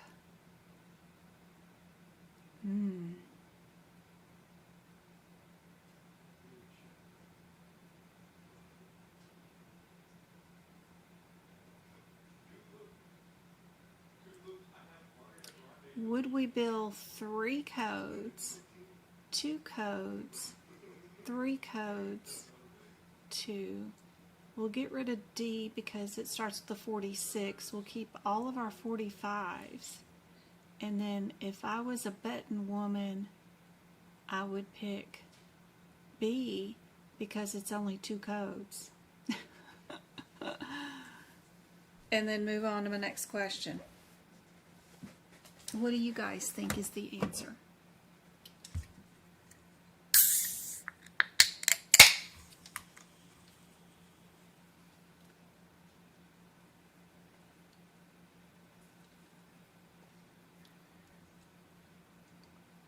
Your 36 is in every single answer, and so is your 45. What else do you need in this world besides what's already there? You know, you probably don't need to add radiology to anything, and then adding another 51 in the middle of there would be crazy.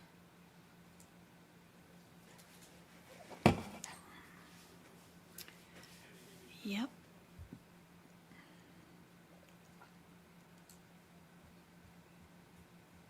Is it harder alone when you guys are by yourselves to see the similarities and what the answers would be when you're by yourself?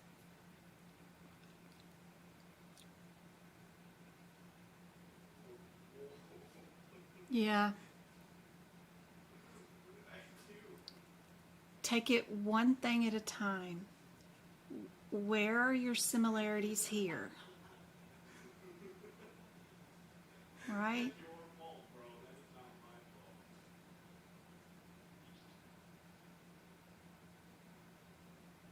Those are all the same. Those are all the same.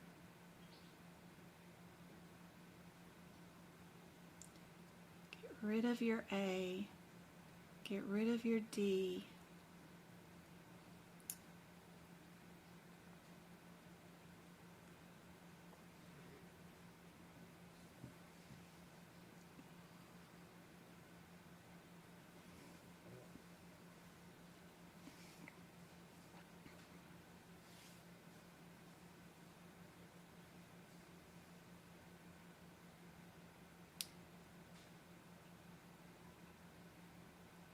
Would this code need a 51 modifier?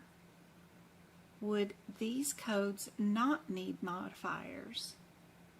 That might be easier to answer than what's going on in your case. 356 is what? 35600. I think that's a new, like a mama code, isn't it?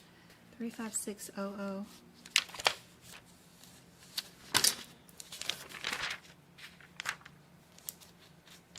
Yeah, that's a harvest. That code 100% is in every freaking case for Practicode, for the AAPC CPC course. It is in every single cabbage known to man. It is always there.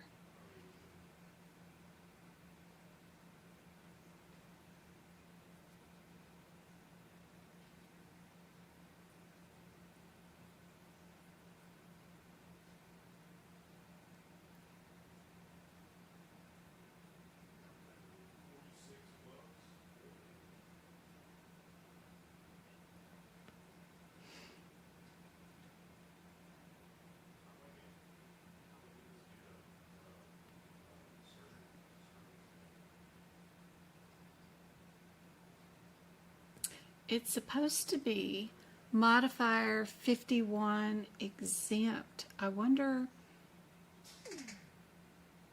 if they have this correct in their course, because that code's supposed to be modifier 51 exempt, right? Am I seeing things? There is a 0 dash, right? That means your modifier 51 exempt for harvesting. They're not going to count that as a separate procedure because you're already in there doing a cabbage, and they're not going to give you that extra bonus for doing a separate procedure, because that procedure would never be done if you weren't having to do a cabbage anyway. So they're not going to give you two separate distinct procedures for this kind of like thing. And then our other differences between C and B is whether we're a 10.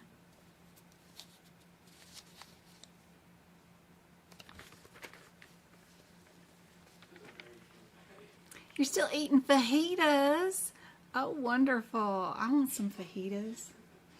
Today was Friday pizza day for Travi. He loves his Friday pizza day. The world is coming to an end if he cannot have pizza on Fridays. 3, 5, 6, 3, 3, 5, 10, or a 3, 3, 5, 17.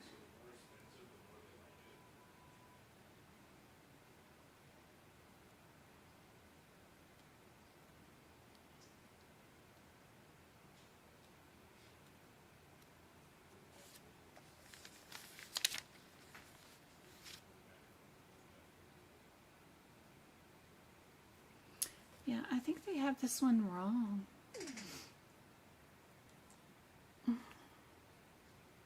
Same here, pizza's on Friday. See, they say A, B is your answer. So, right here, the left, the 51 is appended because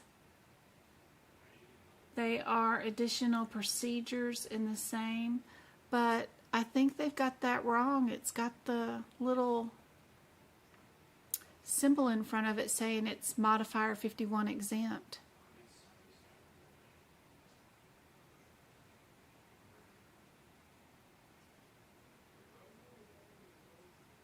But I don't know, is there a way to bypass that 51 modifier exemption if you're doing something else? I've never seen it before, but modifier 51 is appended to that code and to that code because they are additional procedures during the same. But this one is modifier 51 exempt.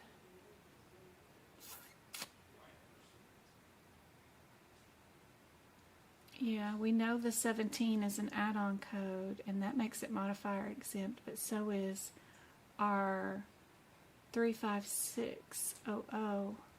I don't think this one's supposed to have that modifier right there.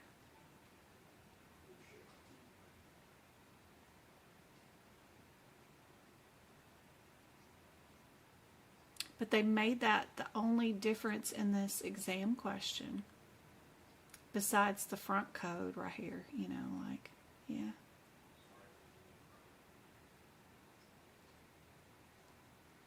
I don't think that's supposed to be there.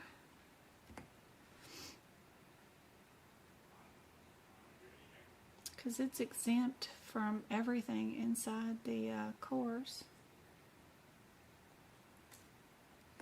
But I don't know.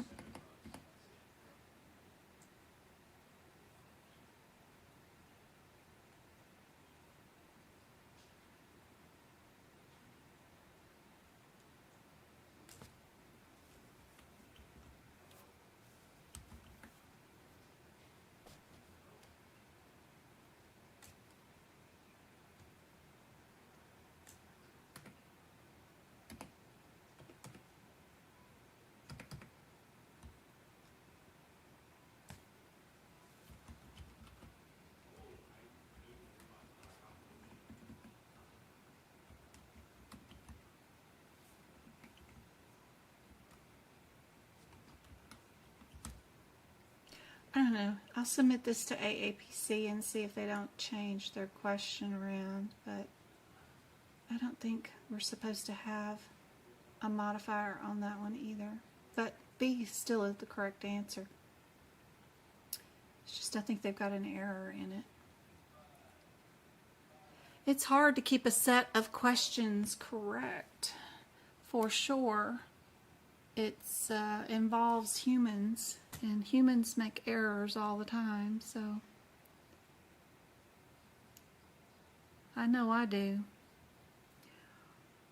We've got 3 answers here, all with that 60, so we're going to keep D, C, and B, right? We just need to know, would we be billing 2 procedures or 1, and do we need that 26 modifier to that 934? Let's go check out our code.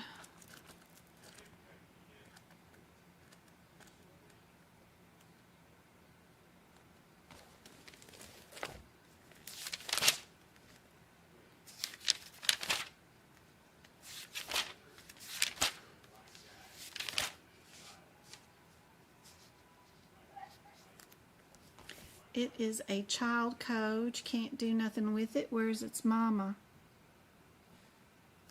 Its mama is 93454.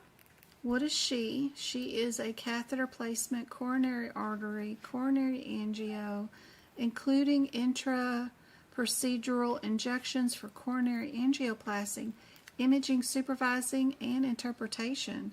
Ooh.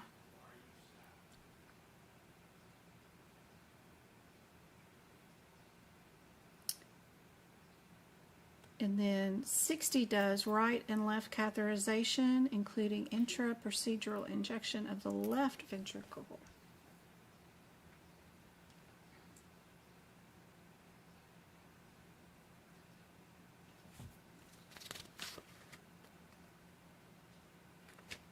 Our 66 is an add-on code for the selective right ventricular or right atrial angios.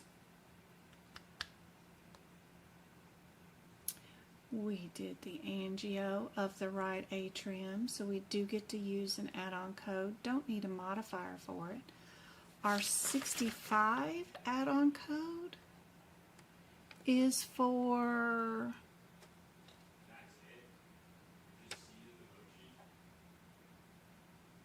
the left ventricular. This one does left, this one does right. And we did right.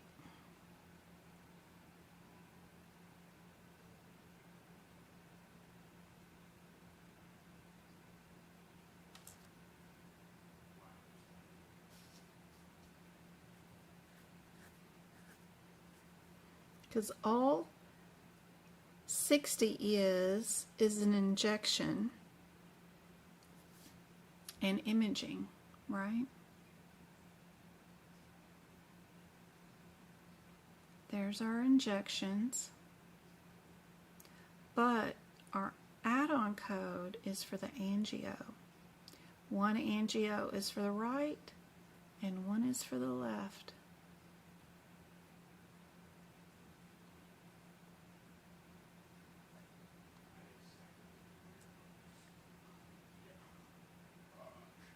Indeed, B is our answer. Good job. Good job. Perfect.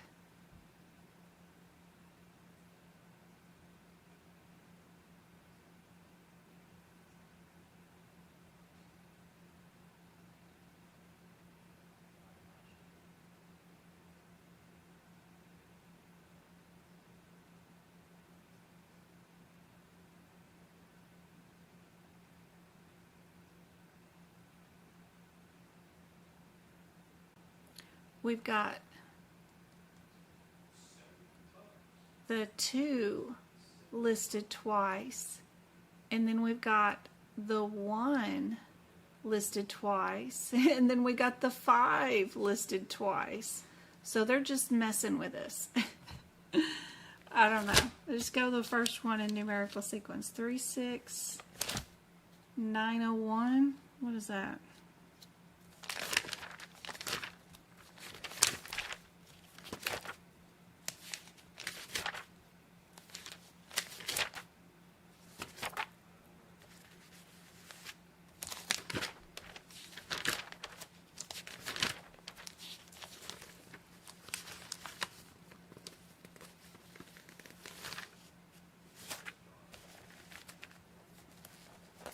So our 901, 902, and 905. All right. Our 901 is mama.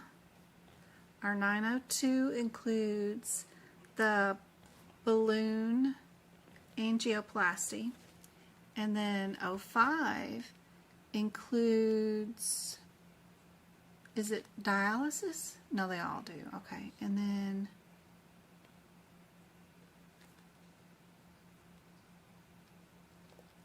what's my difference? We're going to make some pathways, or we're going to stretch it out. But we can't use the 05 with that, and that.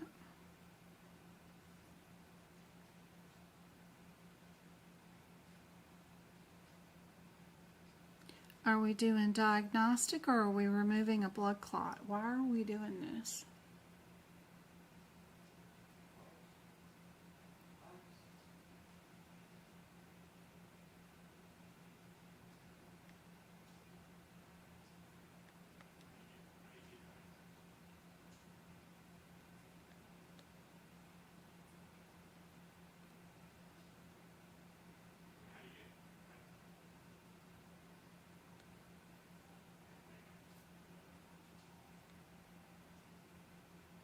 It's just an obstruction.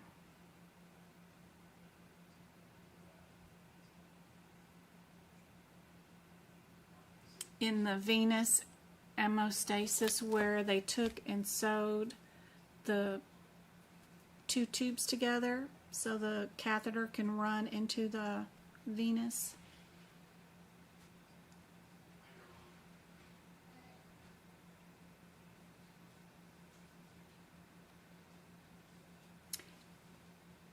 Is that more likely 1 procedure or 2?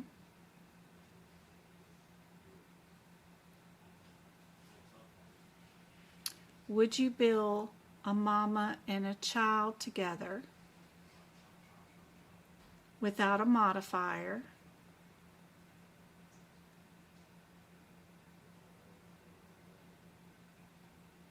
Would you bill a mama code and a child code of another mama code together without a modifier? Probably coding irregularities. The differences between the 5 and the 2.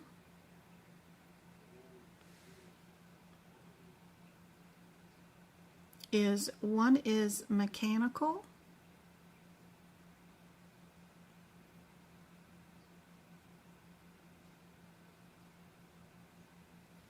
to remove a blood clot.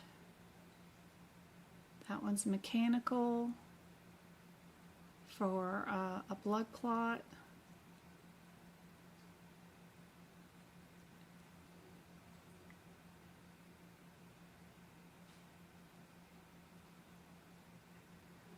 And this one is by needle or catheterization, right?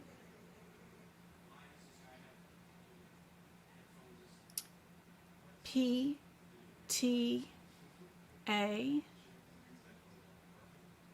right?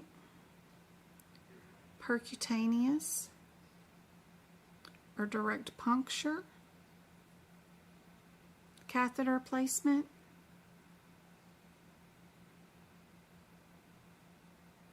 which will help you out also to make up your differences. Yep, would definitely be C.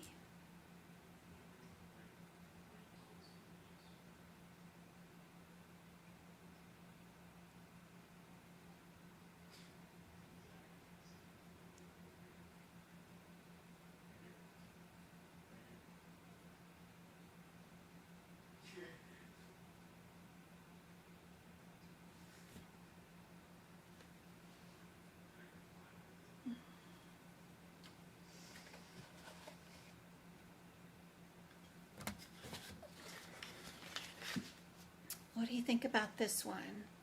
If we're doing what is included in all vascular injections, question.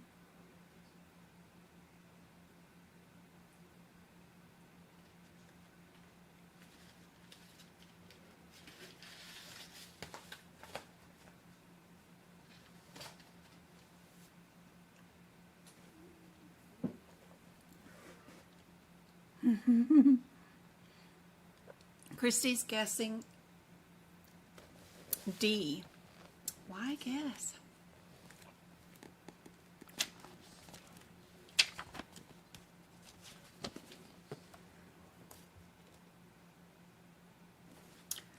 Vascular injections. Look in your alphabetical index in the back of your CPT code book.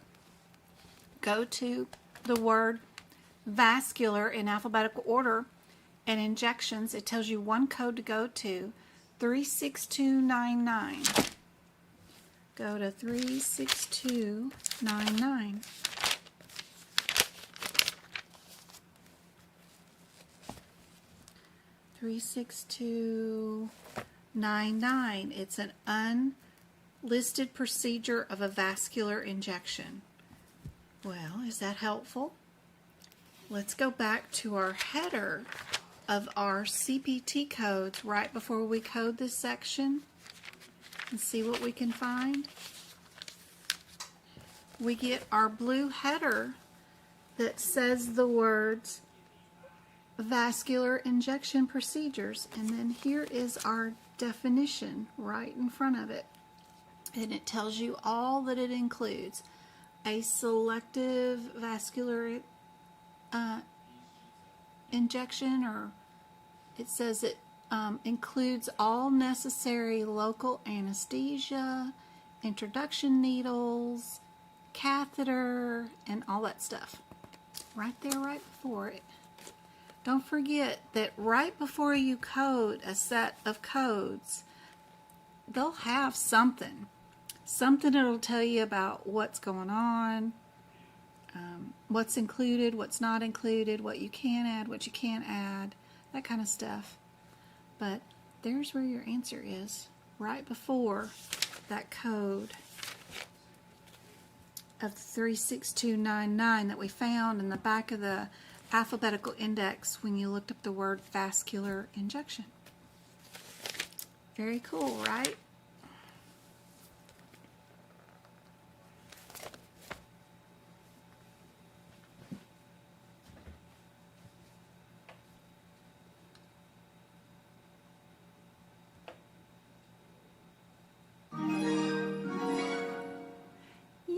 Brianna has become a member. Thanks for becoming a member of the YouTube channel. I hope it helps you out a ton. a ton. Let me show you off a few little things. Let me see.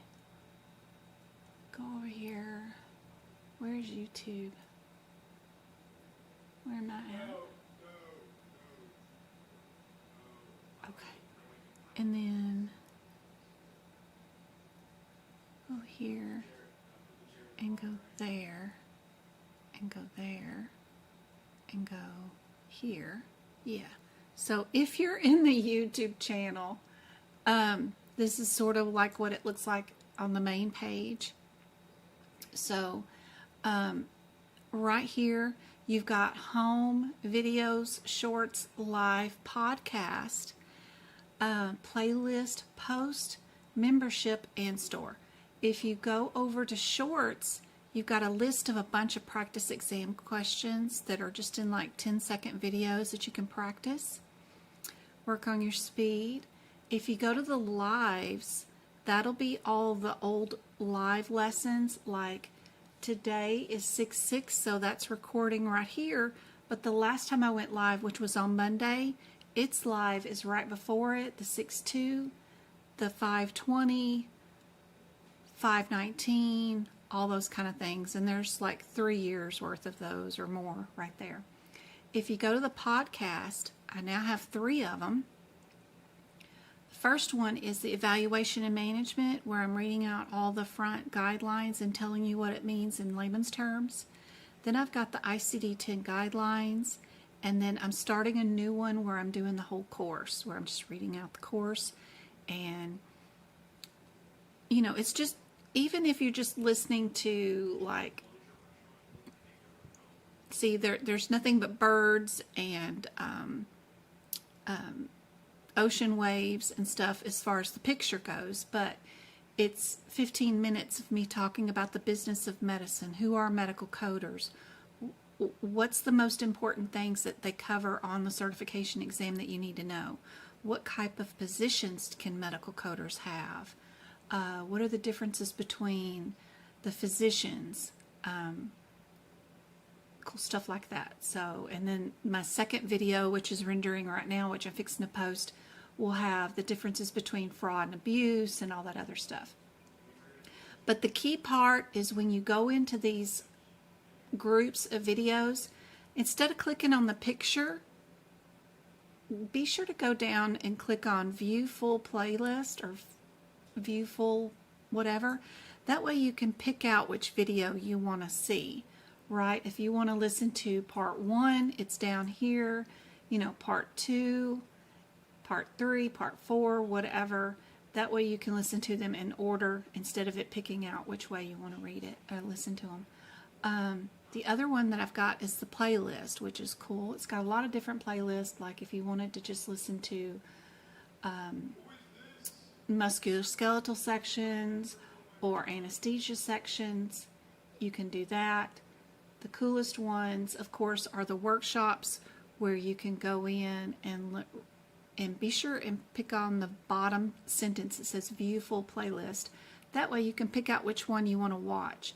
Like this is just 4 hours of cardiovascular questions, kind of like today. Or you can just do E&M, cardio, and lab and path. Or you can do a 3-hour all integumentary question workshop. Really cool that I did some that were all boxed questions for one particular section. A lot of them, the recent ones, are all 17 sections of the exam. But looking at these and practicing doing questions in 2-minute increments is great, because I go in the same pace as the certification exam. So if you can get through these and get 90% of the questions right in these workshops, then you're doing great. One of the other cool ones is my duck class. It's got the little ducks on it. This is a class I had a year or so ago, 2 years ago, that had the most difficult exam questions that you're going to get wrong no matter what. Even if you do the process of elimination, looking for similarities, if you don't know this tiny little detail, these questions can be really tricky and you're going to get them wrong. So that's what these hold, and they're pretty cool. There's more talking and more education in these instead of just going from question to question using the process of elimination. But these are great areas if you really want to get into why the answers are or what they are on more difficult ones. There's also CPT book prep and ICD-10 book prep, and you can pick out which section you want by clicking that bottom word thing. That way you can only do, you know, just what section you want to do as far as the book prep. Like this is just doing ICD-10 OB/GYN stuff. So that's pretty cool. If you only want to do the HIV notes, you can go do that. You can pick out which section you want instead of watching all the videos. Don't forget to check the post page right there. There's a ton of practice exam questions right there. You just click on what you think the answer is, and then it'll tell you what the answer is. There's a ton of Moz questions there. It's not a video, but they're just practice exam questions, but they're interactive. You got to click on what you think the answer is, and then it'll tell you what the answer rationale is. So those are great stuff to include in that membership for sure. All right, get rid of that, bring that back up, and let's get back to our practice exam questions. We've got is D, of course. This one's cool. Our answers are all over the place, but we do have two of them that start off with the same answer. So which two answers are we keeping? Type it into chat. Let me know what you think.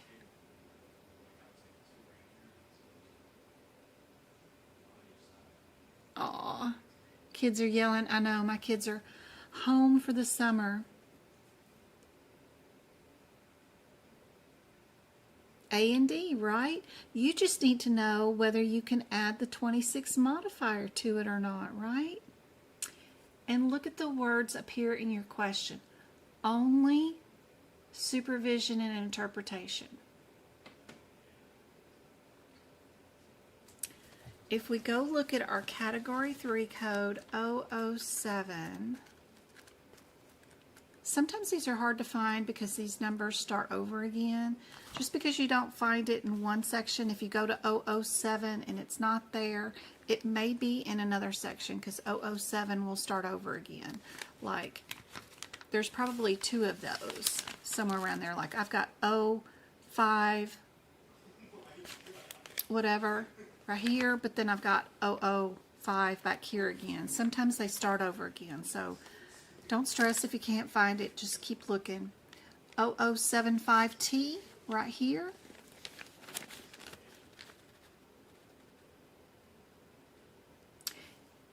It's supposed to include supervision, radiological supervision, and interpretation inside the code description. But if the doctor did not come in, perform the test, and do the supervision in person and write a report, then we will split up this payment. If all they did was send the doctor the radiological images and have the doctor write a report, then we would add that 26 modifier to this. So if that doctor was not at that hospital setting with that patient undergoing this stuff,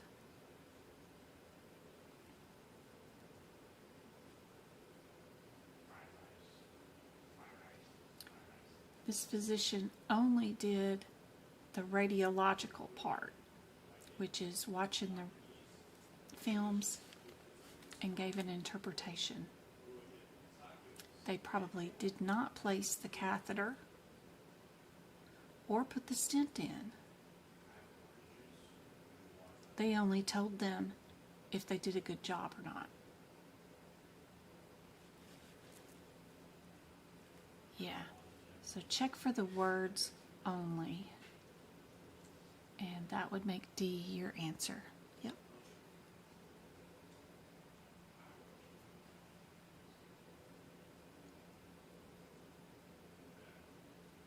Okay, which answers are we keeping?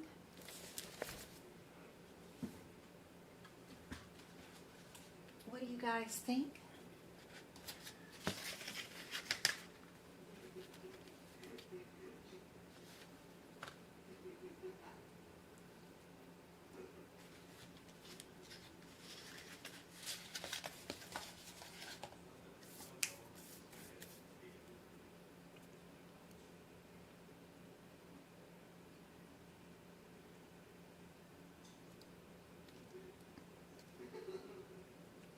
Okay, after we look at A, B, and D,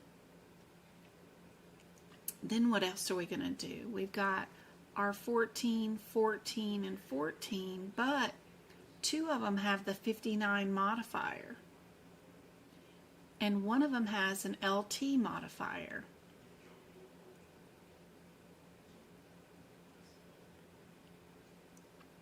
What is that 36014? If we go look that sucker up, maybe we can tell whether we need to add a right or left to it. And if we do need it, then we know what our answer is. 360.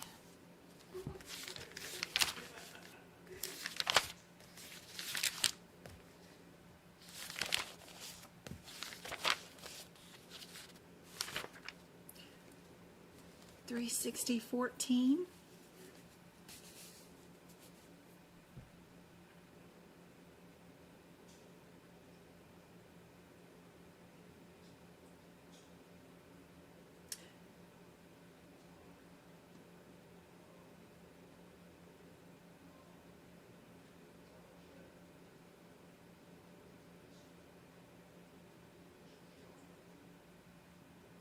It's for a right and left pulmonary artery.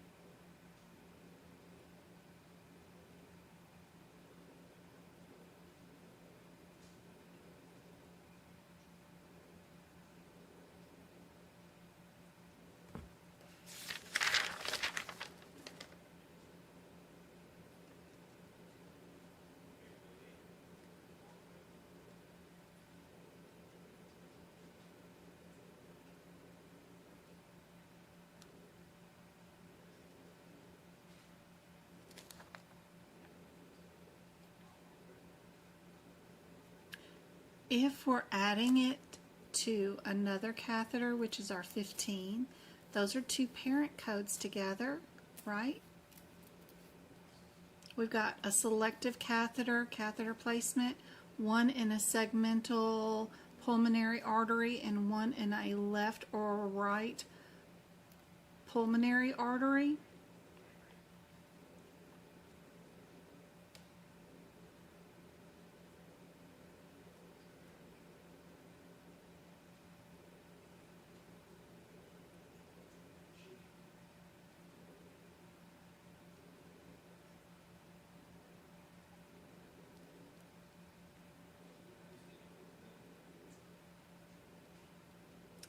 If you're going to bill those two, because they're both parent codes and one of them is not an add-on code, you need a modifier to either distinct separate procedures or the 51 for multiple procedures being done. We don't have that on B, no modifier listed at all.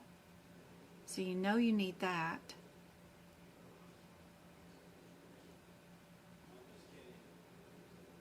Then you could look up whether your radiology was a 73, or I'm sorry, a 43 or a 41. If you don't know whether that LT goes there or not. It's kind of interesting that the CPT code descriptor says it could be left or right, but then you add the modifier distincting which one it was. Kind of interesting. If we go to our 757 radiology, which might be the easier part.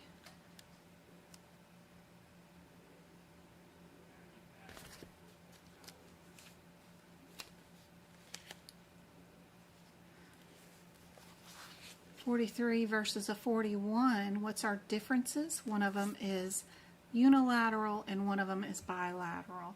This one is unilateral, this one is bilateral angio. And we did right and left, so you know we're bilateral, so you know you need that 43.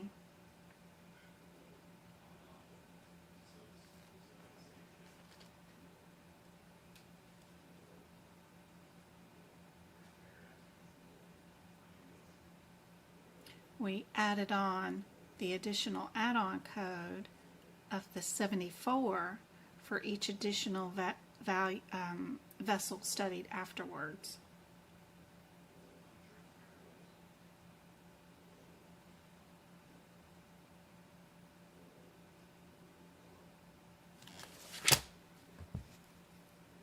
Very cool. Yep, A is our answer.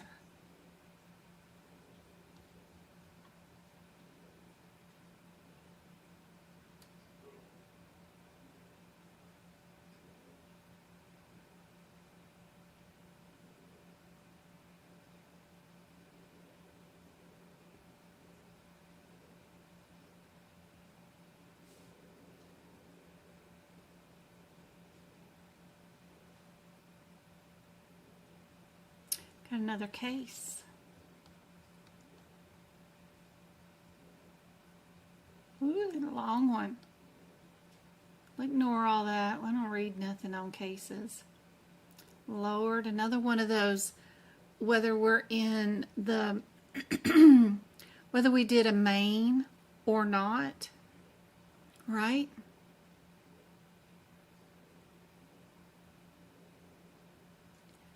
So get out our list on our codes for our 92928 list on that page right before it and look up these. Our anterior descending is a main, right? It's our left anterior descending.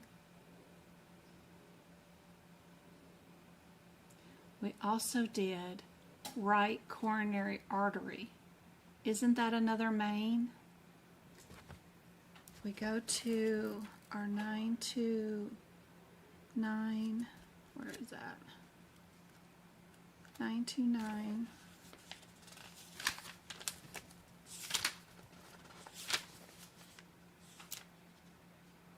Two eight.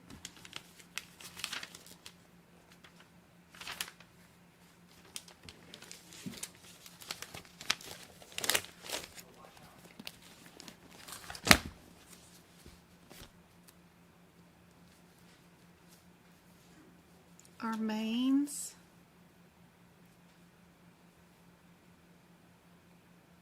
left anterior descending,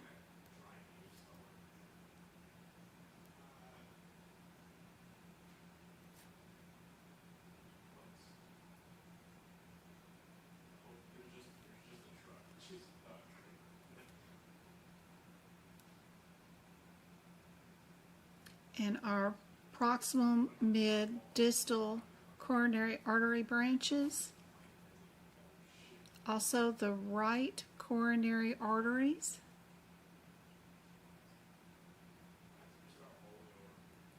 Left anterior descending.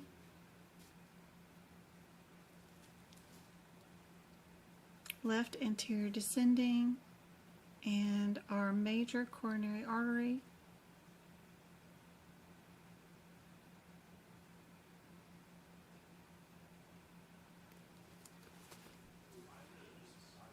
So our only answer with two mains is B, because this one does a branch, a branch, and a branch.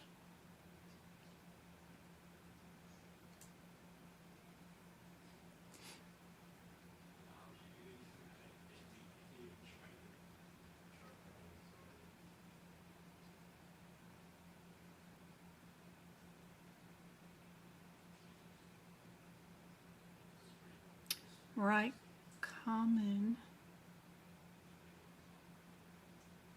right coronary artery.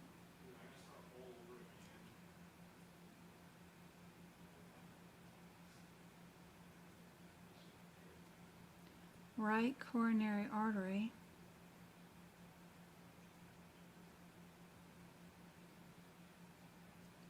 Distal right coronary artery.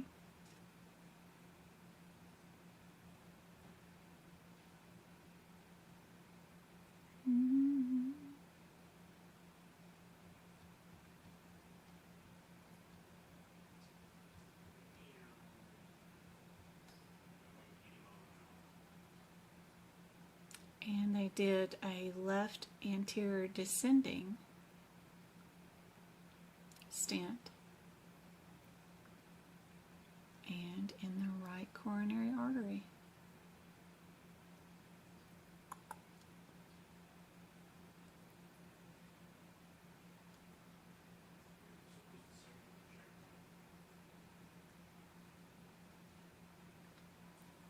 Make sense, guys?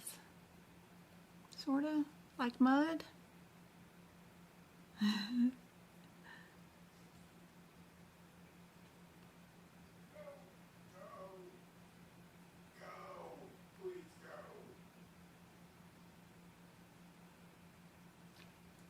B can be the only answer. So I've got two mains. And it is not an add-on each situation.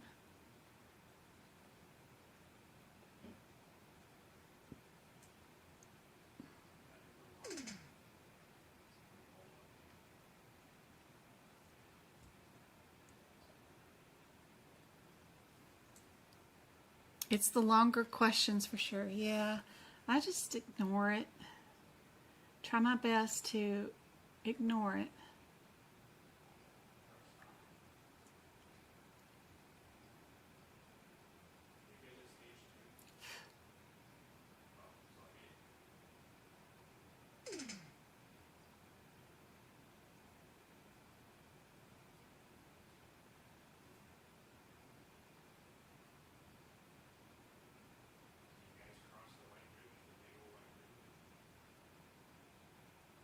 All these should be right in a row together, so probably not much of anything you can do other than rolling to those codes.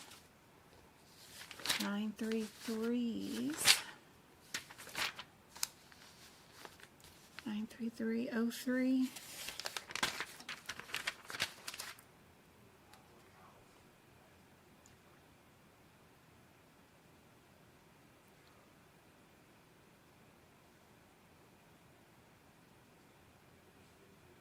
So our differences are complete, follow-up, limited, echoes, or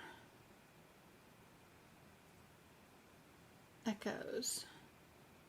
They're all echoes, but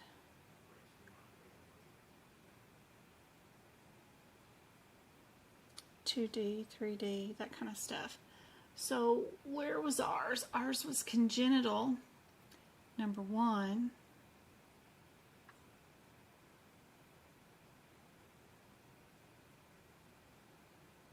And our only set of codes that is really for our congenital is our 03 and 04.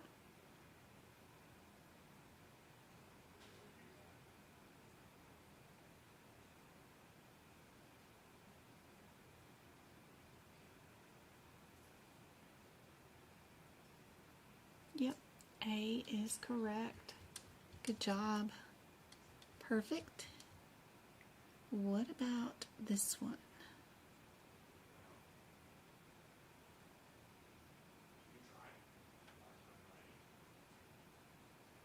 Again, they're probably all in a row. I probably wouldn't pick A because it's an 8, but the 93, 95, and 96, let's go look up those. 3, 2.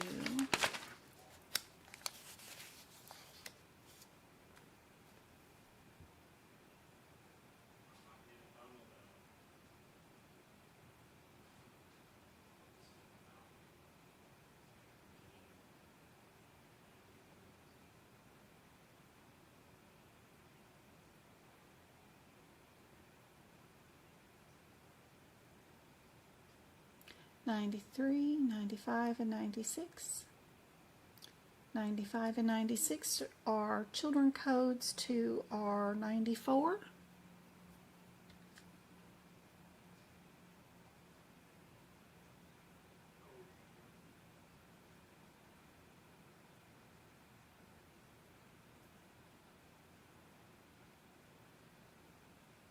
'93 is by itself.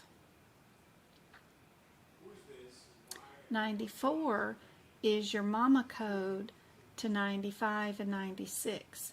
So you got to look at mama, which is 94. Did we do an interrogation or did we do an evaluation? We did an evaluation.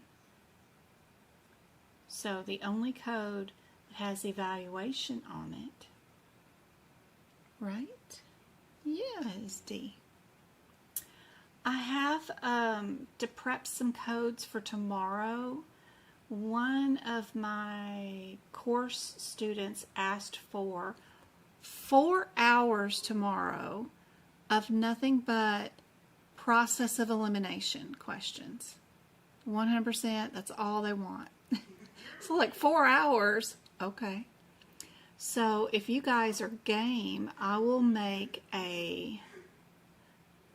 I guess another YouTube link. That way I don't have to download it and save it. But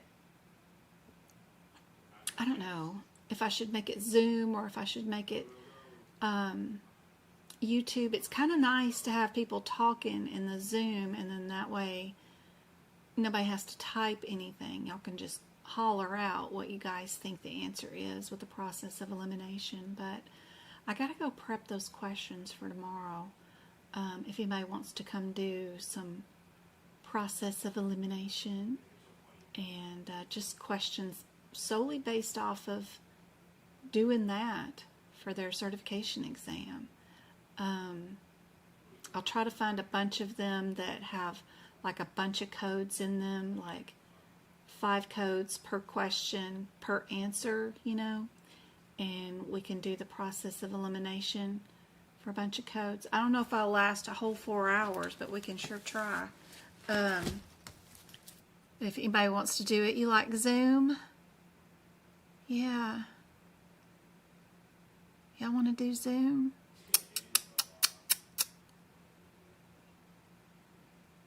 Let me see. I don't know. If I do Zoom, I need to know. Let me see.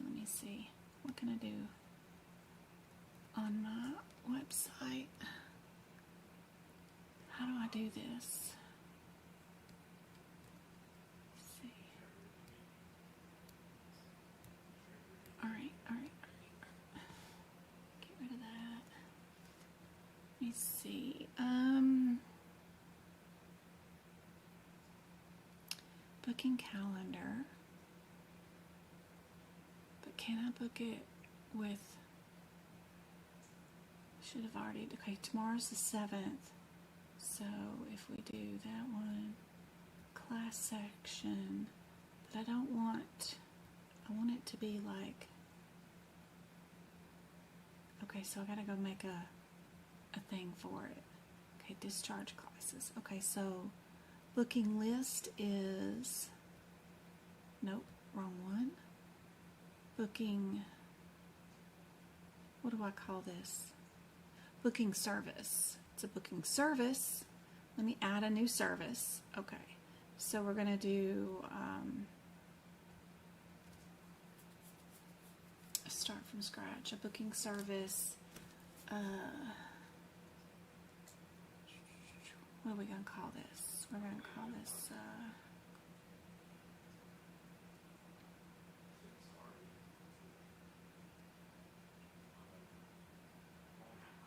We're going to call this process of elimination Zoom lesson, right?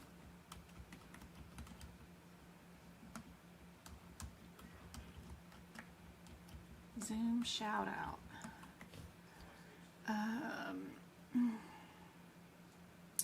We're going to make it 2 hours.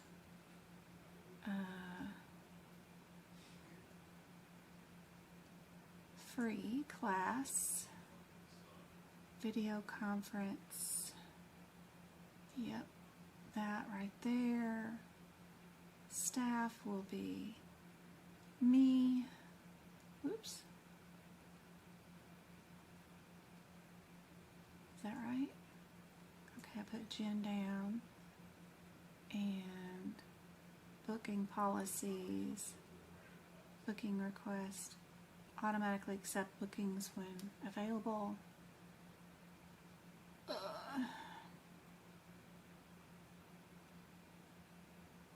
It's not technically at my, no, we want to cancel, I want to,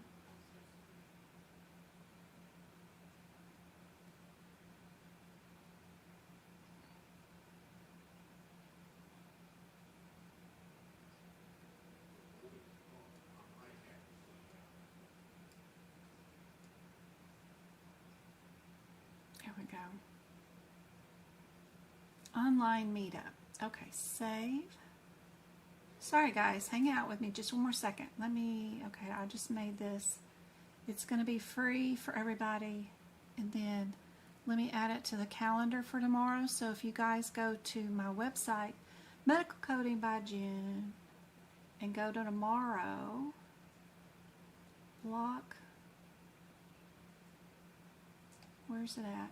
Why is that not showing up? I did add the service. Didn't I add the service? Okay, catalog, booking service. Oops.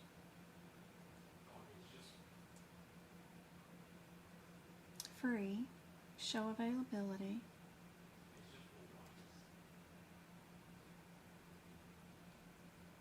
Oh, I put it under tutoring. Oh, that's stupid. No, I don't want to do that. I want to do...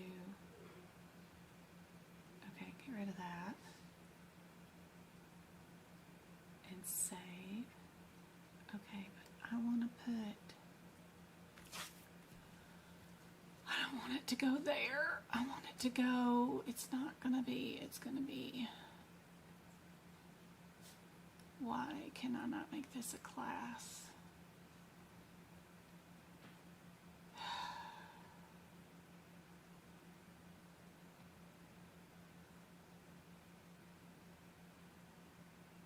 I want this to be, no, I don't want that policy on there.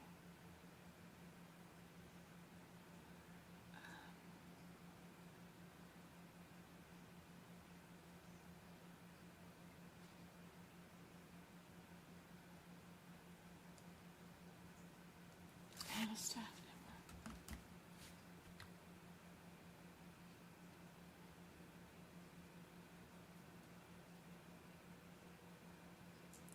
Okay, let's see. Now will that allow me to do that?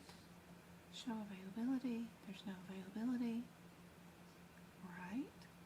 But I want to book it, right? Under my calendar as Saturday.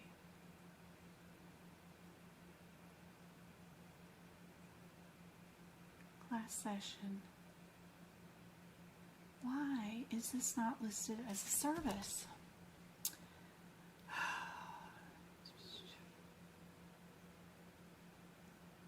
Booking service. Why is CPMA and all that other crap there? Workshops, but that Zoom lesson is not showing up as a class that I can book. That makes no sense. Okay, well I will just edit this one then. I will hide that and I will edit this one to be a process of elimination. Shout out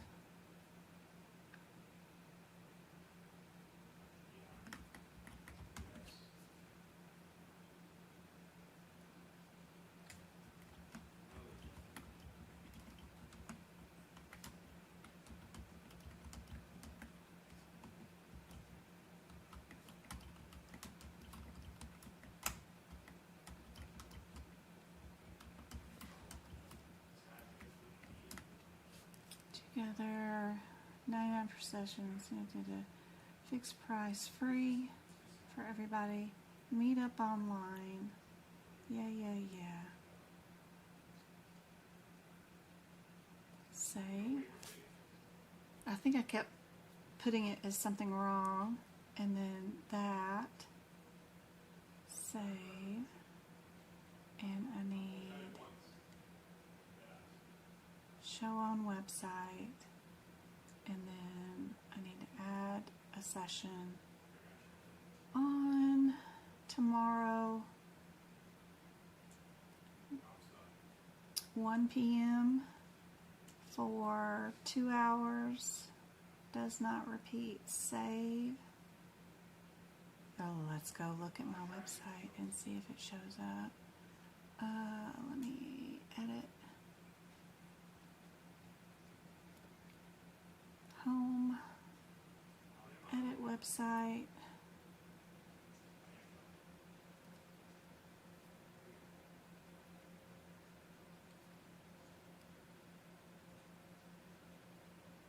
Add to the front main page. What am I trying to add? I'm trying to add a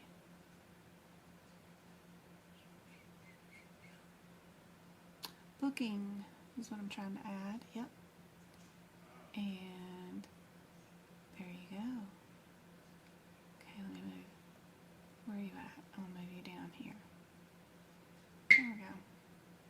And hit publish. Let's see what that looks like in person. Okay. Whoop. Editor just crashed. Okay. Go to my website. Can you guys book? So if you go to medicalcodingbyjen.com now, on the main page says process of elimination shout out session. I don't know, got a big duck on it. Click on it. It's going to take you to a calendar. You got to switch the date from today to Saturday. It'll tell you that it's 1 p.m. and then click next. And it'll just collect your information and book now, but it's free, right? So it should just have to just click book now. And there you go. Thank you, Jen Brewer. Order number 199.61. So that's it. I just booked myself for tomorrow, so hopefully, yep. That'll work for you guys. We'll do 1 to 3 tomorrow. And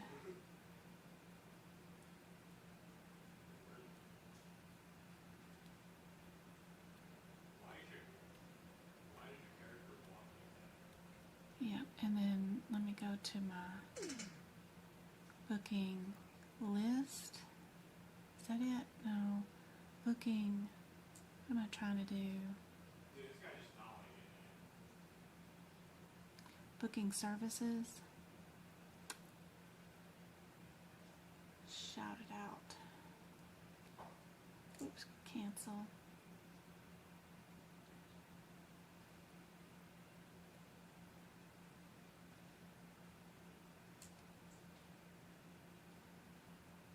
Okay, I'll go make an email about this and send this out to anybody that missed today's live. So sorry about the spam in your email today, but anyway, somebody else might want to attend the Zoom tomorrow. So I'm going to send out an email. Other than that, I love you guys. I hope this was super helpful. Hopefully. I will see you guys tomorrow and we'll do the process of elimination. Thanks so much for joining the YouTube membership today too. I really hope that helps out a whole bunch. And I'll see you guys tomorrow. Love you guys. You can't find it. It's right there on my main page. So, like, see if we go here and we go here. Where are we at?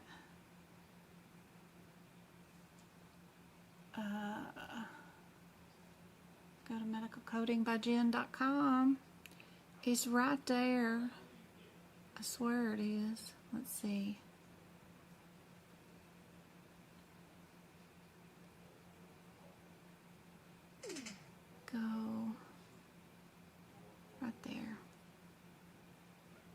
So right there on medicalcodingbyjen.com, right underneath my poofy hair. Move me. There we go, move me. It's that big duck thing right there. Just click book now. And then you click and change the date to the 6th. And click on the time and then click next. And then click next again. Book anyways, yeah. And then click book again. You don't even have to fill anything out, but just book. And then you'll get a thank you letter that says thank you for booking. That's it. And it's free. And you'll get, if it didn't already make the Zoom link and email it to you, I'll make it in just a minute. Let me go to my Zooms, my Zoom meetings. Yeah, I don't see it here, so let me make one tomorrow and I'll send it to you guys on my website tomorrow. This is our process of elimination.